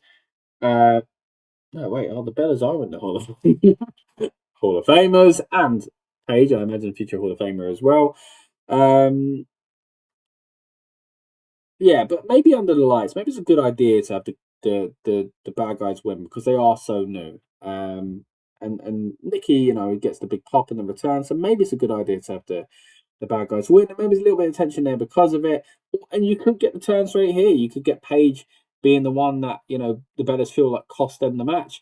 I just think getting the titles on the Bellas needs to happen, and that probably should happen when their babyface is. But they, unless you take the off of Fatal Influence it and they go to someone else, or unless WWE just do a heel match because they're doing loads of random stuff like that lately anyway. But yeah, for this one tonight, maybe Fatal Influence should win. Then we get to CM Punk versus Cody Rhodes. I kind of touched on it already, but I think CM Punk should be winning this one. I'm not really a fan of putting the title back on Cody at this point. I think him staying away from the title is probably good for the title, good for Cody, and good for the viewers. Again, that's not to say I'm not a fan of Cody Rhodes. Really wanted to finish the story. Really glad he did. But we've seen a lot of Cody Rhodes as champion already. Unless he's a heel. That will shake things up. Don't get me wrong. But look, if we're going to keep him as a babyface, I don't think he needs to be holding that title. I'm much more excited about the matches that CM Punk can have against people for that title than Cody Rhodes at this very moment in time. What I think's going to happen, Cody Rhodes going to win. Is going to be a babyface. That's what I think is going to happen because that tends to be what happens. He's up there in the kind of not as much, but he's getting there in the kind of course John Cena's going to win. And of course, Roman Reigns is going to win. I think it's Randy Orton there. A lot of rumors he might be coming back this weekend as well. So yeah, I'd be massively shocked, and I'd love it if they did shock me. But if he's turned heel or something like that, but I don't see it. And if he did, I'd be like, take the belt. Do you want, man? But I don't want to see Cody Rhodes babyface doing the same stuff for next. Probably, I mean, if he wins it back tonight, you know, it'll be without some major twist and turn, which they did do with him a while back. Don't get me wrong. Without some major twist and turn, you're looking at Survivor Series, Royal Rumble, or WrestleMania as to how long he holds it at a minimum. Usually, anyway. So yeah, I'm not really up for that at the moment. Let's get to, again, predicting the main event. We're about just under half hour away from the show kicking off, so we'll start to wrap up soon. But yeah, my thoughts on the main event as far as who should win is over Femi, and who will win is over Femi. Again, big fan of this guy's work, even though there are things in the last week that made me go, not sure about that. As far as the presentation, but I just still think he deserves is a strong word, but should win because he's being built as the future. He's really entertaining. People are really behind him, and it was great at WrestleMania, and what they've done since has been pretty good as well. Even though I think I don't like the fake retirement. If we do get a retirement tonight, then obviously it has to be a win for Oba. If somehow Brock wins and then retires, it would be pretty harsh, bit of a slap in the face of many people, I feel. So hopefully that's not the case. We'll come back on air and talk about Brock retiring just like we did after WrestleMania. But this time I guess it might be real if it happens. Either way, I think Obafemi's got to win. I think he will win this one. Let's get to some more comments before we start making our way out of here. Casper, did you see my comment about Jordan Grace? What are your thoughts? Did I miss that one? Do you think we see Jordan Grace on SmackDown, or is she done, in your opinion? Yeah, this is another weird one. I know when we were playing the replay of the Weekend Kickoff show, Casper, you sent in some comments about some of the women, and I replied saying the booking of the women lately, the newer women, has been really weird. Like Jordan Grace falling off the planet. Julia, my goodness, a fall from grace. Lash Legend's doing all right. Who else have we got? Influence have done. They're in a good spot now, but it got a little bit ropey for a bit. Who else? If they care. Penta, I think we could put in the same kind of category. Like, yeah, he's Intercontinental Champion, but I feel like they're not as hot on him as they once were. But hey, that's a conversation for tomorrow. Bringing it back, Casper, to specifically about Jordan Grace. I don't think she's done. They clearly really wanted her, and whatever's kind of made them step back lately is obviously there, but there is so much behind how much they wanted her. Surely, like, I think one of the biggest, I think, benefits they probably saw in the TNA partnership was getting someone like Jordan Grace and Joe Hendry. And Joe Hendry, again, they've kind of stopped starting how they used him. He's in Dan Housen at the moment. But yeah, I don't think she's done or anything like that. I hope not. Anyway, I hope not. Right. As I say, we are not very far away, excuse me, from SummerSlam Night 1 kicking off. Just want to say thank you so much to everyone that's tuned in and sent your comments, and thank you to everyone that tuned in last night to watch our weekend kickoff show. If after SummerSlam Night 1 is in the books, you want to know my thoughts on Night 2 before we get to tomorrow's build-up show, you can check that out on this channel, as you can watch on demand. Yes, I mean, you can watch Night 1 stuff as well, but I'd imagine you want to skip ahead to Night 2. Speaking of Night 2, we're going to be back tomorrow for a build-up show. Again, Lucas is going to be joining us. We'll be diving more in depth on that specific set of matches. Of course, we haven't really touched on Night 2 too much here because it's mainly about Night 1. But the idea of these build-up shows, again, is to get you hyped up and in the mood to the big PLE and do the same for us as well. So I hope we've done that there. Thank you to everyone that's tuned in. Please subscribe if you haven't already. It's not just build-up shows and previews that we have on this channel. We've also had the opportunity to interview some of your favourite WWE superstars, such as Rhea Ripley. Had a great conversation with her on this very channel. We've also had conversations in the past with people such as Big E and people like Finn Balor as well. So again, if you're interested, we'd appreciate if you subscribed and checked out more of our content. But that about does it for tonight's build-up show, guys. Thank you so much for tuning in. And again, to all those commenting and those lurking in the background, not commenting, we appreciate you as well. I will be back for the build-up show on night 2. And yeah, I really hope you'll enjoy SummerSlam Night 1. As I say, it's the night I'm most looking forward to. So let's hope it delivers. I've got a good feeling about it, even though, again, I've had a bit of a rant here and there about some of the things we've seen on weekly TV lately. But generally speaking, you know, this is a very exciting show, a good card. And, you know, generally speaking, SummerSlam is always a big one.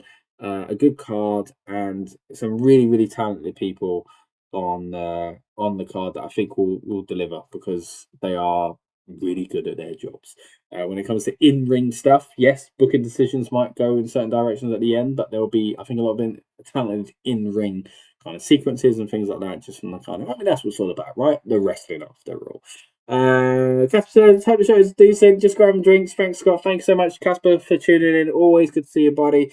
And hope to see you on tomorrow's build-up stream as well. But once again, I've been Scott. This has been a Rebellious Noise Pro Wrestling channel. Enjoy SummerSlam. We'll be back for night 2. Welcome to the Rebellious Noise Pro Wrestling channel. On this channel, we bring you some great content from inside and outside of the squared circle. We will go through and offer some in-depth analysis of the biggest events of the year, as well as bringing you exclusive interviews with some of the industry's biggest names. There will also be live show reviews, in-depth features, and podcasts. So make sure you give that subscribe button a slam so you don't miss any of the action.